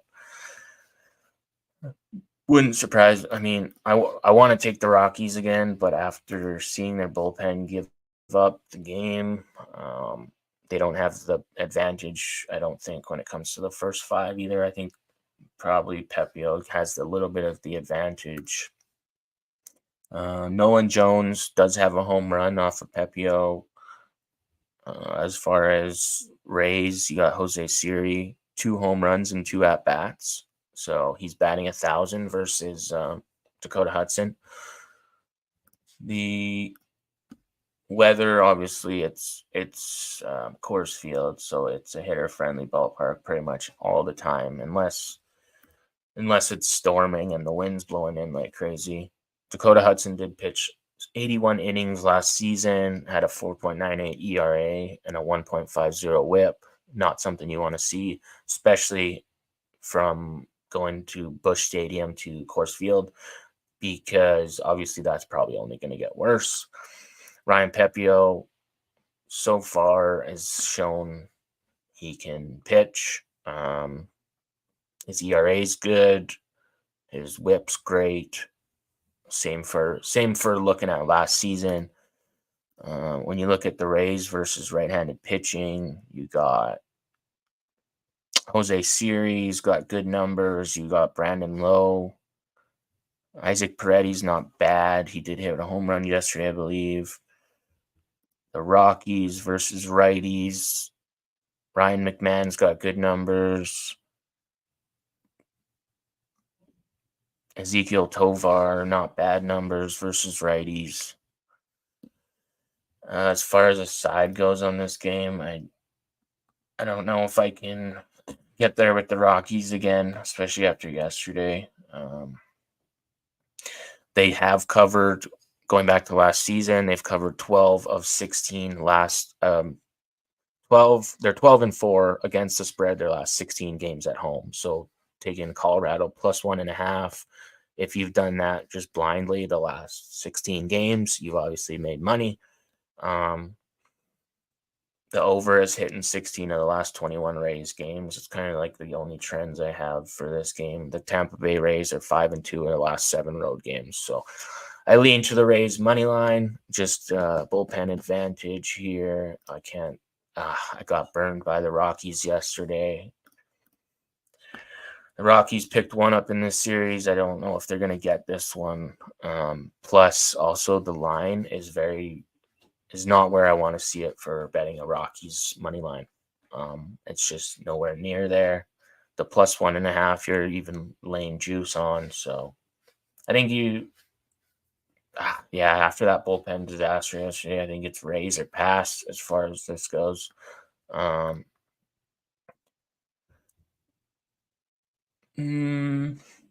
far as the total, let's see. Computer models leaning to the raise. Some models are on the under. There's a model here that's showing the over, which I mean is very public. We've seen the over hit yesterday. It wouldn't have hit had they not given it up in the 8th inning. So I leaned to the under yesterday, and it would have cashed. Everything went Rocky's way, but hey, shoulda, woulda, coulda. Doesn't matter when it comes to betting on sports. So yesterday's the past. So all right, RBIs. Let's look at home runs for a second here. Toglia hit one yesterday. Paredes. Ryan McMahon is now on a 2-game home run streak. He's obviously always live. Brenton Doyle hit one. I think we could see some home runs again, but do they come from the Rockies? I don't know. I mean, any pitcher can get touched up in these games. So I think, hold on, let's look at, where is it? There we go. Isaac Paredes has 3 home runs in his last 5 games.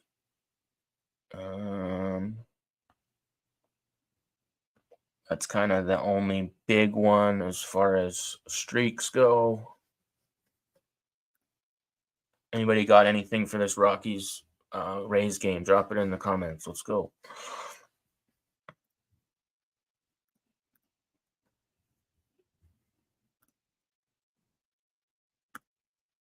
And give me something here. Let's see, Rays. I mean, going with McMahon again, maybe not be a bad idea. Last season, 260 average versus righties with 19 home runs. 19 of his 23 home runs came versus right-handed pitching. Maybe looking at Jose Siri. Let's see, lineups. Yeah, Yandy Diaz, Brandon Lowe, Harold. So Isaac Paredes is hitting in the 4 spot, so he's hitting cleanup. Jose Siri leads the team in stolen bases, only has 2 RBIs, 1 home run. So now that the Rockies are back at Coors Field for this series, you've seen the Rockies' home run numbers get better, obviously. Not much really to go with stolen bases for the Rockies yet this season. Tend to steal more bases on the road usually, but Ryan McMahon currently leading with 7 RBIs, and he hit a grand slam the other game. So nothing spectacular when it comes to this Rockies lineup.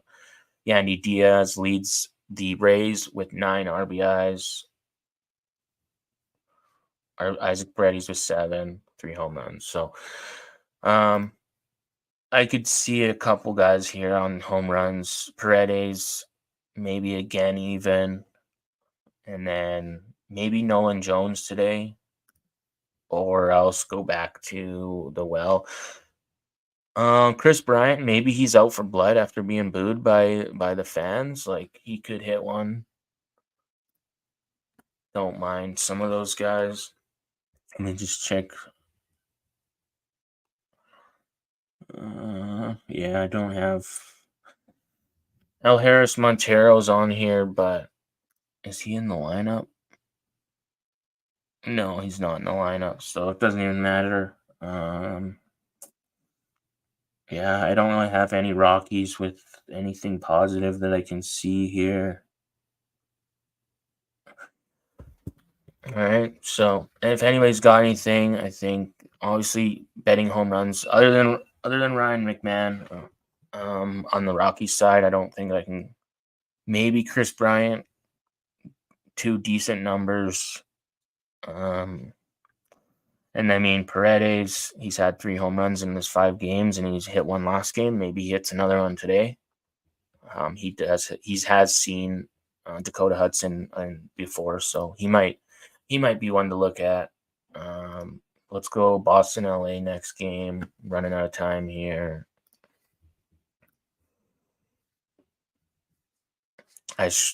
Further next weekends I will start, or next stream I will start early enough that I'm not rushed to get anything in before games start. Maybe I'll start making some pre-recorded videos too, put on the YouTube page, stuff like that. All right, so Tanner Houck, Cody, I think it's Cody Silseth. Maybe I'm wrong on his name. All right, so Red Sox Angels. Let's go. Red Sox Angels. 4 p.m. Eastern start. Cody Silseth, 52 innings pitched last season. Decent record. Houck pitched 106 innings last season. 5.0 ERA. Head-to-head data. Don't have anything really for Boston. The Angels have seen Tanner Houck more. You look at the weather. I don't mind this weather actually in Angel Stadium. If anybody lives in LA, let me know. But it looks like mid 60 temperatures, mid humidity is not bad. Wind looks like it's blowing out to left field, 9 miles per hour. Don't have any rain. This total set at 8.5, I think, for good reason here. Maybe the bats come alive. Good. There we go. All right, so we got Trout hitting in the 3 spot today. Taylor Ward hitting in the 4 spot. Taylor Ward has been the Angels' hottest hitter so far this season, and then you got Logan O'Hoppe hitting down the 7 spot, 6 RBIs, hitting .417 with the 1.167 OPS. And then as far as on the Red Sox side, you got Tyler O'Neill hitting 3 spot. He's got 4 home runs on the season. He has 2 in the series in this game. This bottom of this Red Sox lineup is pretty bad. You got Rafael Devers hitting .207 on the season with only 1 home run, 2 RBIs. So I can't get behind Devers right now. He hasn't shown me anything other than he swings and misses and misses. So Angels versus Houck, historically, some at-bats, not a ton. We got, let's see, Taylor Ward. Nothing that jumps out as far as matchups, but let's look at versus righties. So obviously Mike Trout and Taylor Ward are the kind of your go-to guys when it comes to these. I don't think, did I say Mickey Moniak? I don't think he's in. Oh, he's in the lineup. But he's hitting. He's gotten nothing so far this season. So, I don't know if you can get to Mickey Moniak yet this year. As far as betting aside on this one, the Angels got the win last time out.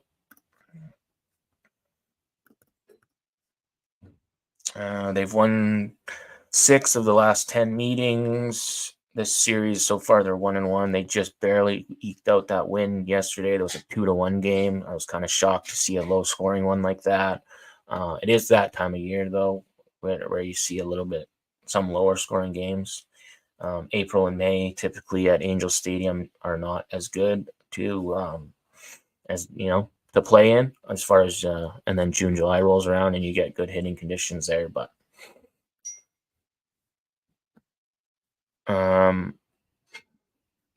anybody got any home run props for Boston, LA? I don't know. I mean, Tyler O'Neill, Taylor Ward would be and Mike Trout would be kind of where I would be looking at. O'Neill hitting in the 3 spot, batting 360 so far this season with 4 home runs. Trout hitting in the 3 spot, 3 home runs. He's been struggling when it comes to RBIs. Trout has a pretty high K rate, his 233 average on the season. I don't mind Taylor Ward hitting in the cleanup spot. He's got a 273 average with 8 RBIs, and 3 of those have been home runs. So Taylor Ward RBI could be something, or potentially this one will be a little bit. All right, so Taylor Ward, 3 RBIs in his last 5 games. Jarren Duran was solid yesterday. I think he hit a home run yesterday, actually. But Logan O'Hoppe, he has only two games with RBIs in his last 5. So because of that low-scoring game yesterday, you're not seeing a lot. Sano got an RBI yesterday. Not a lot of good numbers here, but O'Hoppe is in the, you're seeing a little bit of green here. It's not bad. Seeing a little bit of green. I think Taylor Ward for an RBI at plus 150-ish might not be a bad play. Taylor Ward RBI. I think that's the way to go. And I think I might even bet him for a home run. But I got to get on it because in 15 minutes if I want to play in any of the early games. All right, so D-backs, Braves. Oh, yeah. We're going to go. Oops. Where's my home run hitters here?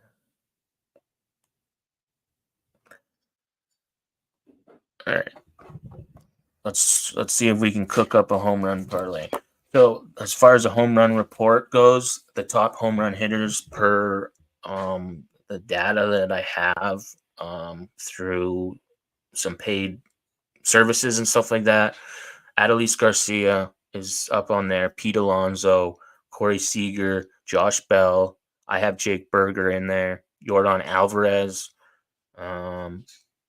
You got Chisholm, I mentioned him, Nolan Gorman for the Cardinals, Marcus Semien, Chris Bryant for the Rockies, Ronald Acuna Jr. for the Braves, still has yet to hit a home run. Those are all most likely to hit a home run today as far as the model prediction, okay? So most likely to hit a home run, those were kind of the guys. I like Jake Berger, Pete Alonso, pretty much anybody from the Braves lineup. Acuna, Riley, Matt Olson, I kind of like. I think Matt Olson could get there. Lourdes Gurriel Jr. maybe on the other side, or Ketel Marte would be the other ones. So I'm seeing plus 310 for Acuna, plus 240, plus 250 for Matt Olson. If anybody's got anything, let's go over home runs, and then we can talk about the Texans game after. But if we're gonna lock some home run props in for the early morning slate, we got 15 minutes basically before the games tip off. So I think Taylor Ward would be one of my choices. Oh yeah, let's go look at the hard hit one for a second. Let's go Angels. Let's look at hard hit rate. I'm pretty sure it's Taylor Ward who leads this team. Yeah, Taylor Ward leads the team in barrels, hard hit percentage. So it's always good to see that. I think with him hitting in the cleanup spot ahead of Trout, him for an RBI, I think is a good look. But I think I'm going to play him for. Obviously, we're building a lotto ticket here, right? So these are high risk, high reward very hard to hit. It's one MLB home run prop on its own, let alone 4, 5, 3, whatever, however many you put together, because the odds just drop more and more as you add more players to it, right? So usually a lotto parlay is you have like a 0.01% chance of it actually hitting, especially when it's 5 guys that are all around plus 400 or so. So I think with the Braves game, yeah, Ketel Marte has hit.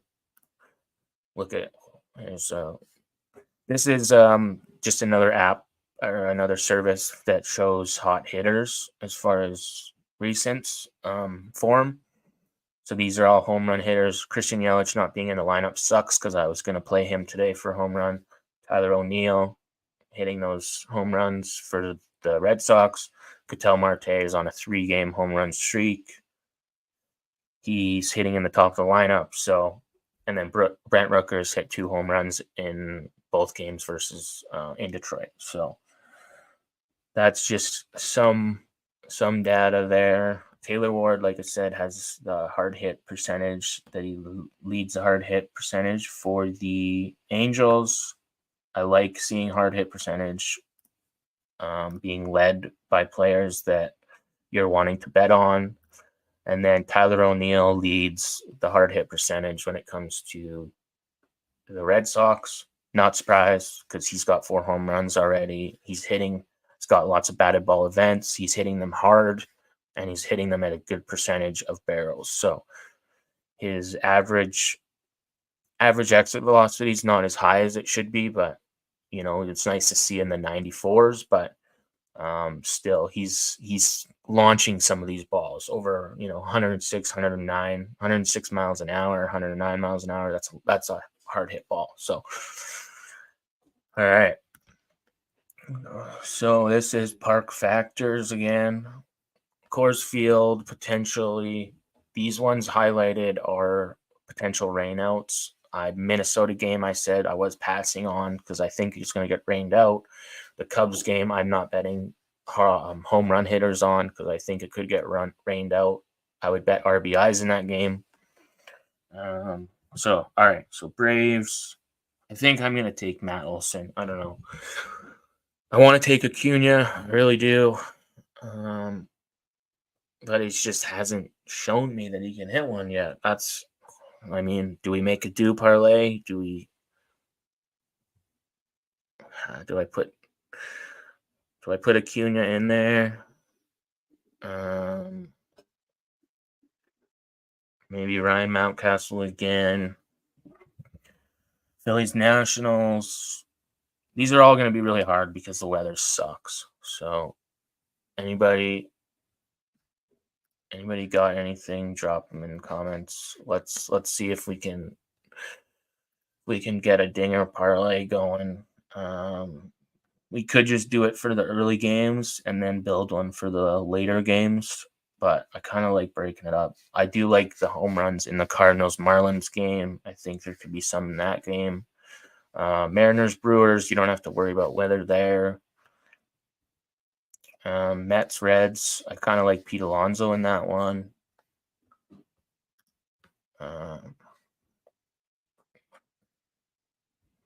I'm going to bet home run props in games with higher totals, but this Yankees-Blue Jays game, the power hitters that you have here.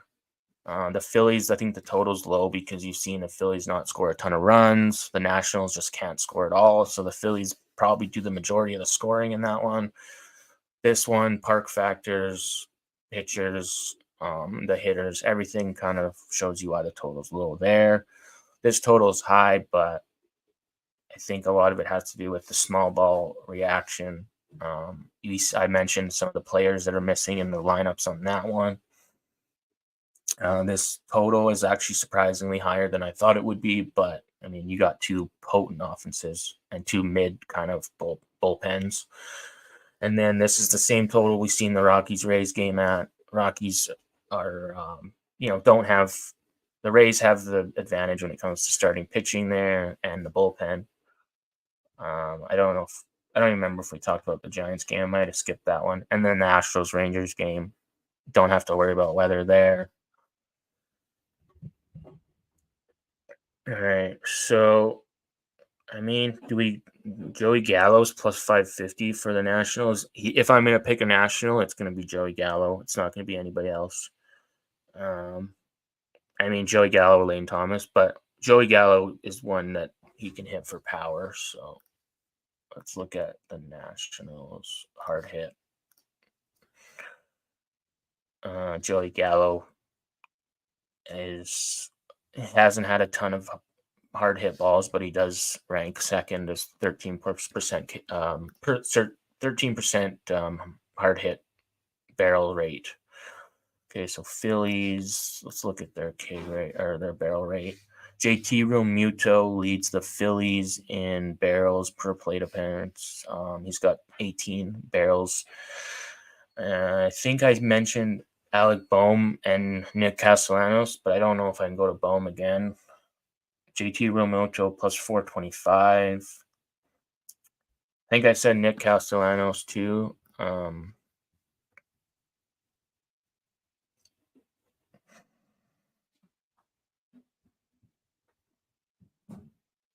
I'm going Juan Soto when it comes to the Yankees.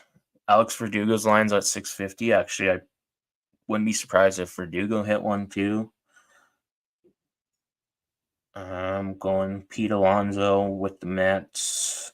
If you're going on the red side, I think Encarnacion Strand or Spencer Steer would be your guys. Maybe Jeimer Candelario.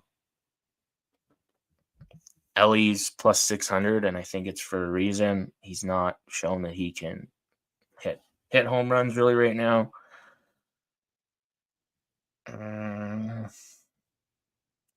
In the Brewers game, I think Hoskins was voided yesterday. I didn't even check to see if he played the game yesterday or not. Jackson Chourio, I really want to see that kid hit another home run. And then in the Cardinals game, I think I'm going Jake Berger. Maybe the Marlins can get out of their funk. Maybe Jake Berger can wake one up and hit a home run. On the Cardinals side, Ivan Herrera's live, I think. Nolan Gorman. But, I mean, Gorman's at plus 260 now. So that kind of tells you the books and maybe are taking action that one. And then I'm going Taylor Ward, I think, for the Angels.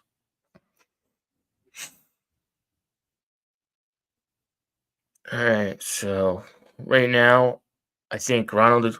Do I take Acuna? I don't know. I can't decide. I'm just gonna do throw $5 on this. Acuna, Soto, Alonso, Berger, Taylor Ward. $5 pays $11K. It's not bad. Again, this is a lotto. Chances of hitting are 0.01% basically. Let's actually see here. Let's see. Inside odds. Right here. Plus 22,000 or 220,000. 220 746. Calculate. 0.05% chance this home run parlay hits. All right. So there's a 99.95% chance this does not hit, obviously. All right. So Ronald Acuna Jr., Juan Soto, Pete Alonso, Jake Berger, Taylor Ward. All right. Lock it in.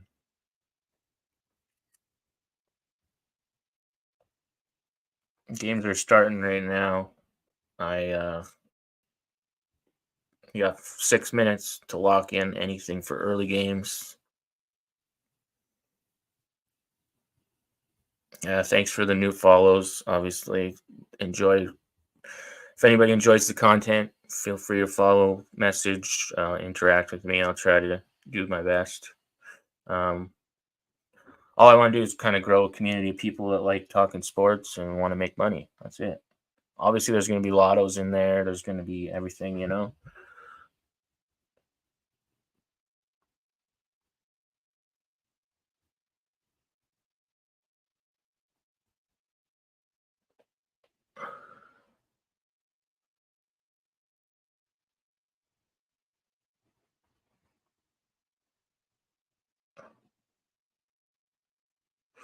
Let's get crazy.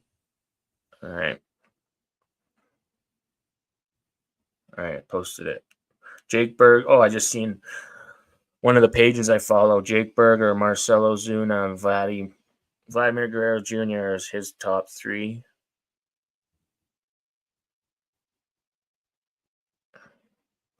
Honestly, Acuna kind of scares me just because he's been so cold.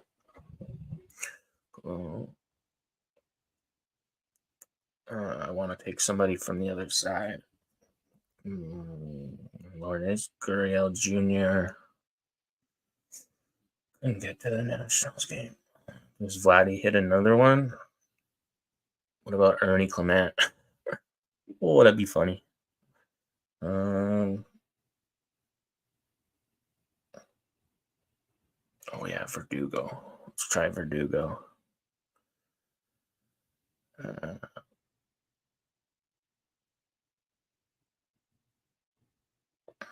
Sean Manaea could be hard to hit today, but this Mets lineup is just so bad. Got 4 minutes. Let's see if we can lock one more in for the early slate. Come on, give me something. Somebody, give me something. I can't do this all by myself. Spencer Steer? Do we keep riding Spencer Steer? Joey Gallo? What was the matchup again for that? Oh, it won't show me on that. I mean, frick. Sanchez. Where's Joey Gallo versus lefties last season? 3 home runs. Oh, yikes. That's scary. Realmuto, Bohm, Castellanos. Realmuto, Bohm, Castellanos. Do I go Casty?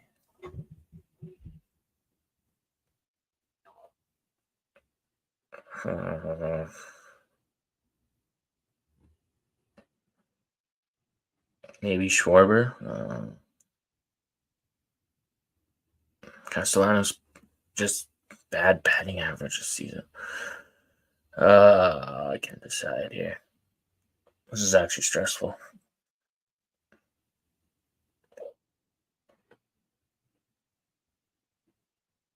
He burned me once, but I'm putting him back in. I can't believe it. And Encarnacion Strand, Spencer Steer.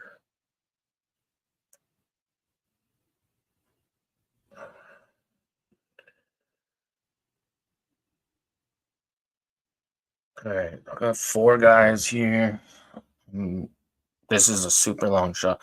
Lourdes Gurriel Jr. for the D-backs, Alex Verdugo for the Yankees, Alec Bohm for the Phillies, and Heimer Candelario for the Reds. Lock it in. 4 guys to go yard, please. One time. One fucking time.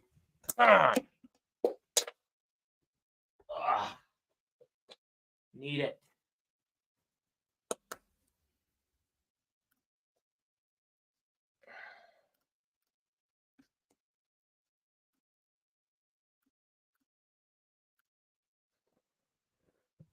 Okay.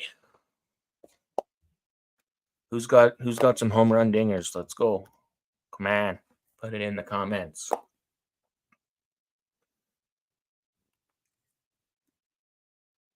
Oh, I don't have enough time to share. Oh, whatever. I'll share it. I'll share it anyway. Sharing it. Let's go. I haven't even got a chance to look at anything else.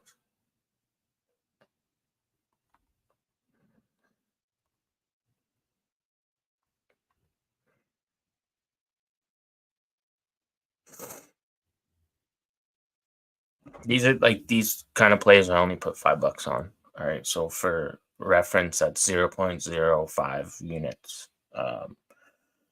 Just because these are very high risk and the chances of hitting them are very low, obviously, like I mentioned. So don't blow your bankroll on these. Play responsibly. If you have a small bankroll, these should be, $1 or whatever, Nothing crazy. And if you round robin them, it's like not a bad idea. Just because some if I haven't round robin any this season, and if I would have, I'd already be up huge units because I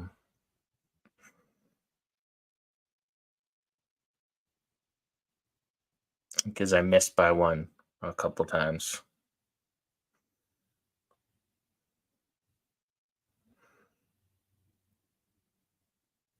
Ugh, come on.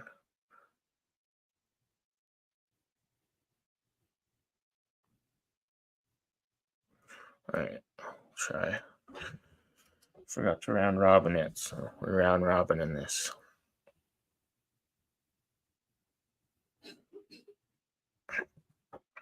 All right. So that's it for the early slate. I can't believe nobody's commenting.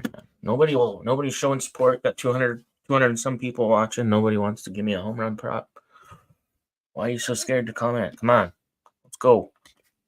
Games are just starting. What was the nerfy that I mentioned? I think it was was it Tigers nerfy?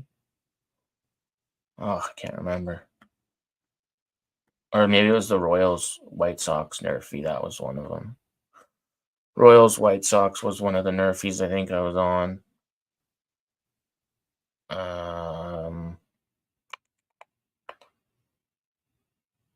Honestly, could see the Nationals Phillies nerfy going off. The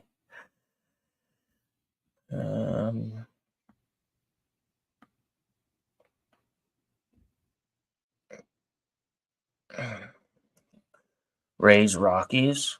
Do they actually nerfy? Probably not. Rockies probably blow it, but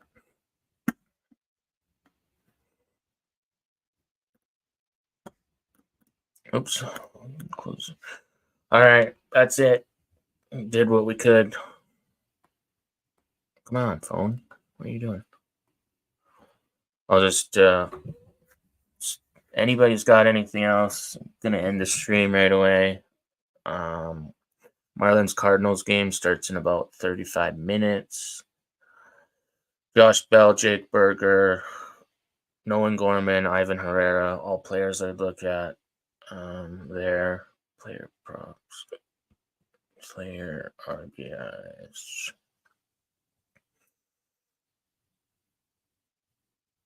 All right, RBIs.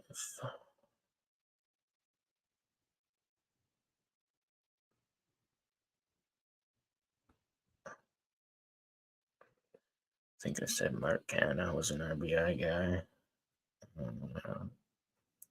Salvador Perez, Miguel Garcia, MJ Melendez.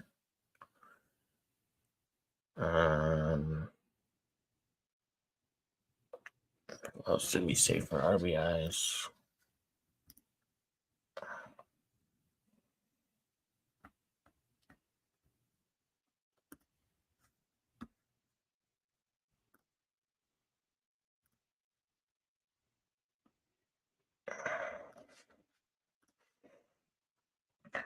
Jackson Trio hit a home run. Rice Hoskins, Julio Rodriguez. So I kind of want to take somebody from the Mariners side this time.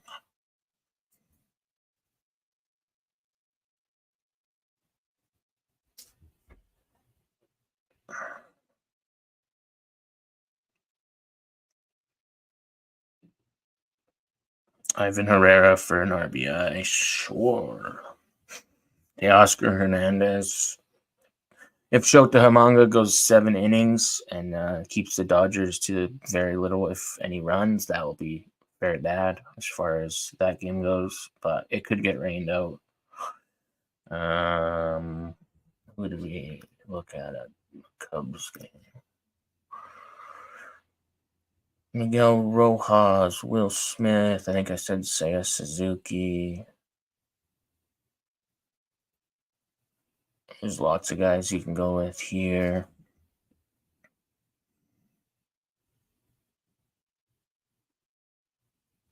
Arcana just got grayed out. All right, Rays. Jose Siri at the bottom of the lineup. Maybe go back to Isaac Paredes. Okay. Keep graying out these starting games. And I don't think we talked about the Giants game, so if anybody needs to talk about it, let me know. Not like anybody's going to comment anyway, but hey, maybe somebody actually died to listen about or hear something about that game. Jaron Duran, 2-game RBI streak, has had 4 in his last 5 games. Tyler O'Neill's always somebody you can look at. I think I'm just going to put in Taylor Ward, though. All right, we'll talk about the Astros Rangers game here in a second, I think, because I did just totally skip that one. Still got some time to talk about that. The Texas Rangers, let's see. Over is hitting 18 of the last 25 games, 72% hit rate. Not the greatest stat or trend to go off of. Astros have won 9 of their last 11 road games, even though they've lost 2 straight and lost by 5+ runs each versus the Rangers.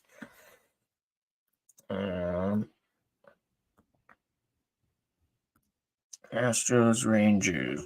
Let's see. RBI parlay. Let's lock it in.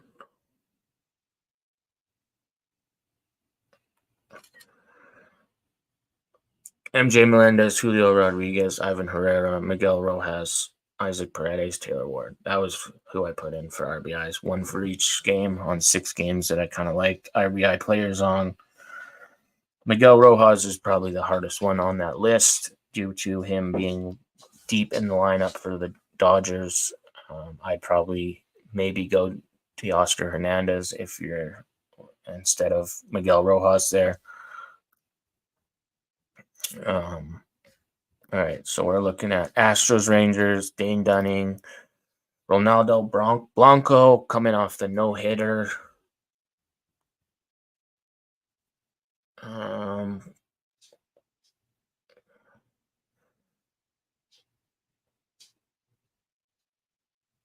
Oops. Log in. Trying to log into all these sports books and get everything figured out. It's really hard. All right, we got hockey games starting in a couple hours. One game is on, but if anybody wants to talk hockey, let me know. Games for hockey don't start for a bit. I know this was more based on baseball, this stream, but down to talk hockey too. Okay, so Ronaldo Bronco coming off a no-hitter. Typically, I want to fade a pitcher off a no-hitter just because, like, where are they going to go? Usually from that, most often than not, they tend to regress a little bit. As far as players who have any kind of history versus Blanco, you got Jonah Heim. He's only had 3 at-bats, but he has a home run and a 1.58 OPS. Not really anybody else. Adolis Garcia has 3 RBIs, no home runs. Leodoy, I can't say his name. Tavares, 2 RBIs. Let's preview this game. Obviously, you don't have to worry about any kind of weather issues. In Texas, Globe Life Field is a dome. I believe they can open the roof, but I don't think they would right now. I can't remember. Maybe I'm wrong. Maybe they don't have a roof opening game one there, but all right. So do the Astros? Oh no, the Astros play one more game tomorrow, don't they? They don't have. This is a 4-game series on this one, I think.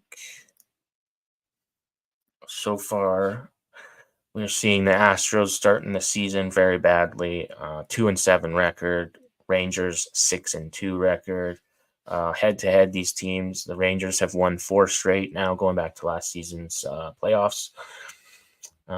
Texas has won 6 of the last 10 meetings, and their over is 7-2-1 in the last 10 meetings. Blanco, his last start, obviously 7 strikeouts, no hitters, no home runs, nothing, right? So that's his only start. You can go back for this. Dane Dunning, his last start, 7 strikeouts as well, but he did give up 2 home runs. Texas rolled Tampa Bay in that game 9-3. He gave up 3 hits, 3 runs, 3 earned runs, 4 walks. So Blanco could regress here a little bit. The Astros are struggling, winning only 2 of 9 games. But do they get to Dane Dunning? That's the question. I don't know if, like, we've seen him win 2 of 3 against Toronto. We've seen the Rangers lose 1 game in that Rays series. So maybe if they lose a game, it's this one. I haven't looked at the next or tomorrow's schedule yet. I don't know who's set to pitch in that one yet, but where's the series here? All right. Let's see. We'll go to last 5 games. Texas is currently hitting and averaging 6.7 runs per 9 innings. Their average is 306 right now. Their last 5 games, so they're actually been really, really good. Looks like Josh Hader hasn't really been used due to them being blown out, right? So if this game is close, maybe the Astros bullpen brings in Hader and he can close this game out and maybe win, but looks like the Texas bullpen has a few guys that has been used. A little bit, nothing crazy. When you look at, let's see, Astros versus righties, Yandy Diaz, 307 average last season with 20 home runs. And then Alex Bregman, Jose Altuve, all good hitters versus righties. On the Texas side versus right-handed pitching, you got Corey Seager, the lefty, hits righties very well. A majority of his home runs, 26 out of his, 33 or 32 home runs, came from right-handed pitching last season. So Corey Seager is always live to hit the ball versus a righty. And then obviously Adolis Garcia, 30 home runs last season. He's raking. Everybody's, like I said yesterday, everybody's saying he's on steroids. Just because the guy's hitting the ball and is beefed up a little bit doesn't mean he's friggin' juicing. But anyways, Corey Seager has been kind of quiet as far as home runs go. So maybe Corey Seager lets one fly. That Oakland Detroit game, it's already 2-0. New York Mets are up 1-0. Glad I didn't actually bet the Nerfy in that Tigers game. Holy, that's bad. Where are we at? Oh, yeah. Preview in the last game here. MLB.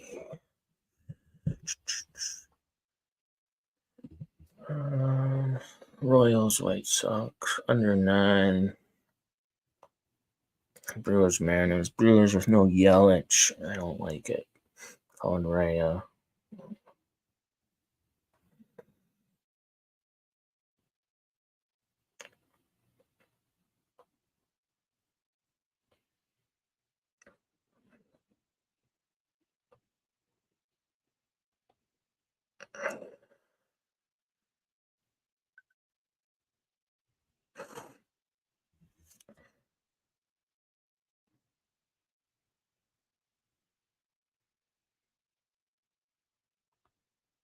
All right. What do we got here? All right. 14 parlay here. Under 9, over 9, and raised money line. Let's see. White Sox, Royals, under 9. Mariners, Brewers, under 9. Marlins, Cardinals, over 9. Rays, money line. Plus 1,085. Screw it. Let's try it. All right. Astros minus 105. Dogs. Total set at 10.5. Now this was at 10. It looks like it's just going up and up. Obviously, I think a lot of people are thinking the same thing I am, is the Blancos got to regress. Dane Dunning could give up 3 home runs in this game easily. So as far as that goes, I kind of mentioned Corey Seager and Garcia as being kind of the top hitters versus righties. Marcus Semion's not bad. 14% K rate versus righties, so that's actually good. This is all last season data, 83 RBIs last season. So some guys I would look at, Jose Altuve. Let's look at these numbers for Houston and Texas.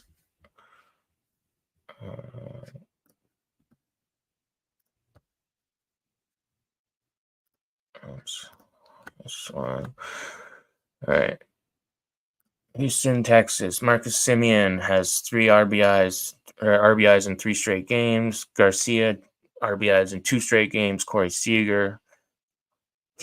You're laying juice for both those guys, which I don't think betting an RBI personally, if you're not getting at least even money on it, I don't think you should bet it. But laying 5 cents of juice might be all right. But that's kind of the threshold. If you're betting an RBI at minus 130, it's like betting goal scorers at minus 130 for NHL. I don't think it's a good bet most of the time. Yeah, it can hit, but if you're doing it long term, you could end up losing a lot of money just based on the juice, because it's just going to keep going up. Like we've seen Austin Matthews be minus 160 to score a goal. So I just think that's bad. Wyatt Langford has RBIs in 2 straight games. Jonah Heim, 1. No lineups in yet announced for this game yet, so I'm not exactly sure if anybody's sitting or. We know Josh Young is out with that injury. I don't know. I can't get to the Astros, honestly, and I can't play an over at 10.5 now that it's moved. I just don't think it's a good bet. Now that the line's moved, you lost the value. If you're going to play the over, you should have played it when it was at 9.5 or 10. You're basically making a losing bet. Even if the bet wins, it's a bad bet. Betting that over. As far as the Astros, they've only went over 10.5 runs in any of their games in 2 of the last 10. And then the Rangers 5 of the last 10. So 50-50. You're betting an over at, less than 50-50 odds, basically. All right. So I could see the Astros winning this game just because maybe they get to Dunning, but their bats got to wake up big time. The bullpens, the Astros still rank in the top 5 as far as bad bullpens go. They've given up 7 home runs, have a 7.31 ERA, and have yet to record a save. The Rangers are way better. They've given up 2 home runs, but they have a 2.89 ERA, only 22 hits, 9 runs given up, 1.32 whip. So the Rangers so far have the better bullpen. As a pick'em, I don't think Blanco throws another no-hitter. I think he potentially gets touched up a bit after throwing a no-hitter last game versus the Jays. So I would lean to the Rangers here. But sweeping a team, like I said, they do play again tomorrow. So they finish the series off tomorrow. So let's see. Does it show me April 8th? I got April 8th. We got a lot of new series, obviously, starting tomorrow. Texas Astros. Here we go. So it's Heaney tomorrow and Valdez. So I could see the Astros winning the game tomorrow, just with Andrew Heaney and Valdez, lefty-lefty matchups. Houston has a lot of good history versus Heaney. So I'm going to take the Rangers in this one until the wheels fall off right now. I think they could lose tomorrow. If they win today, then I would look at tomorrow a little bit differently. But as far as taking the Astros right now, unless if you're laying juice with the Astros, I don't think it's a smart play, but that's just me personally. As far as like no run first inning type of stuff in that game with a total at 10.5, I think the Rangers are 6-2 to the Nerfies so far this season. The Astros are 6-3. The Nerfies plus 123. And that's largely due to the lineups. So this could go the opposite way. The Astros have nerfied four straight times in a row. Same with the Rangers.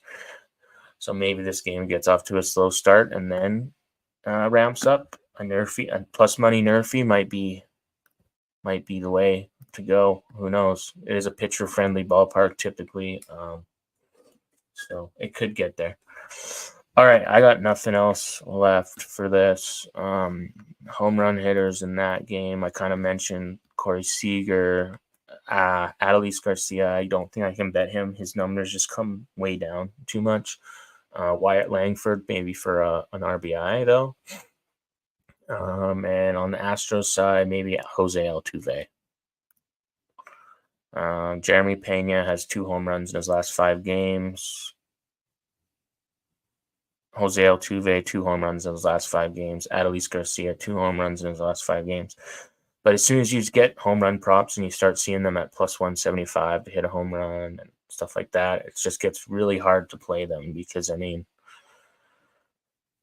I don't know. It's just bad. So, no, it's a bad number.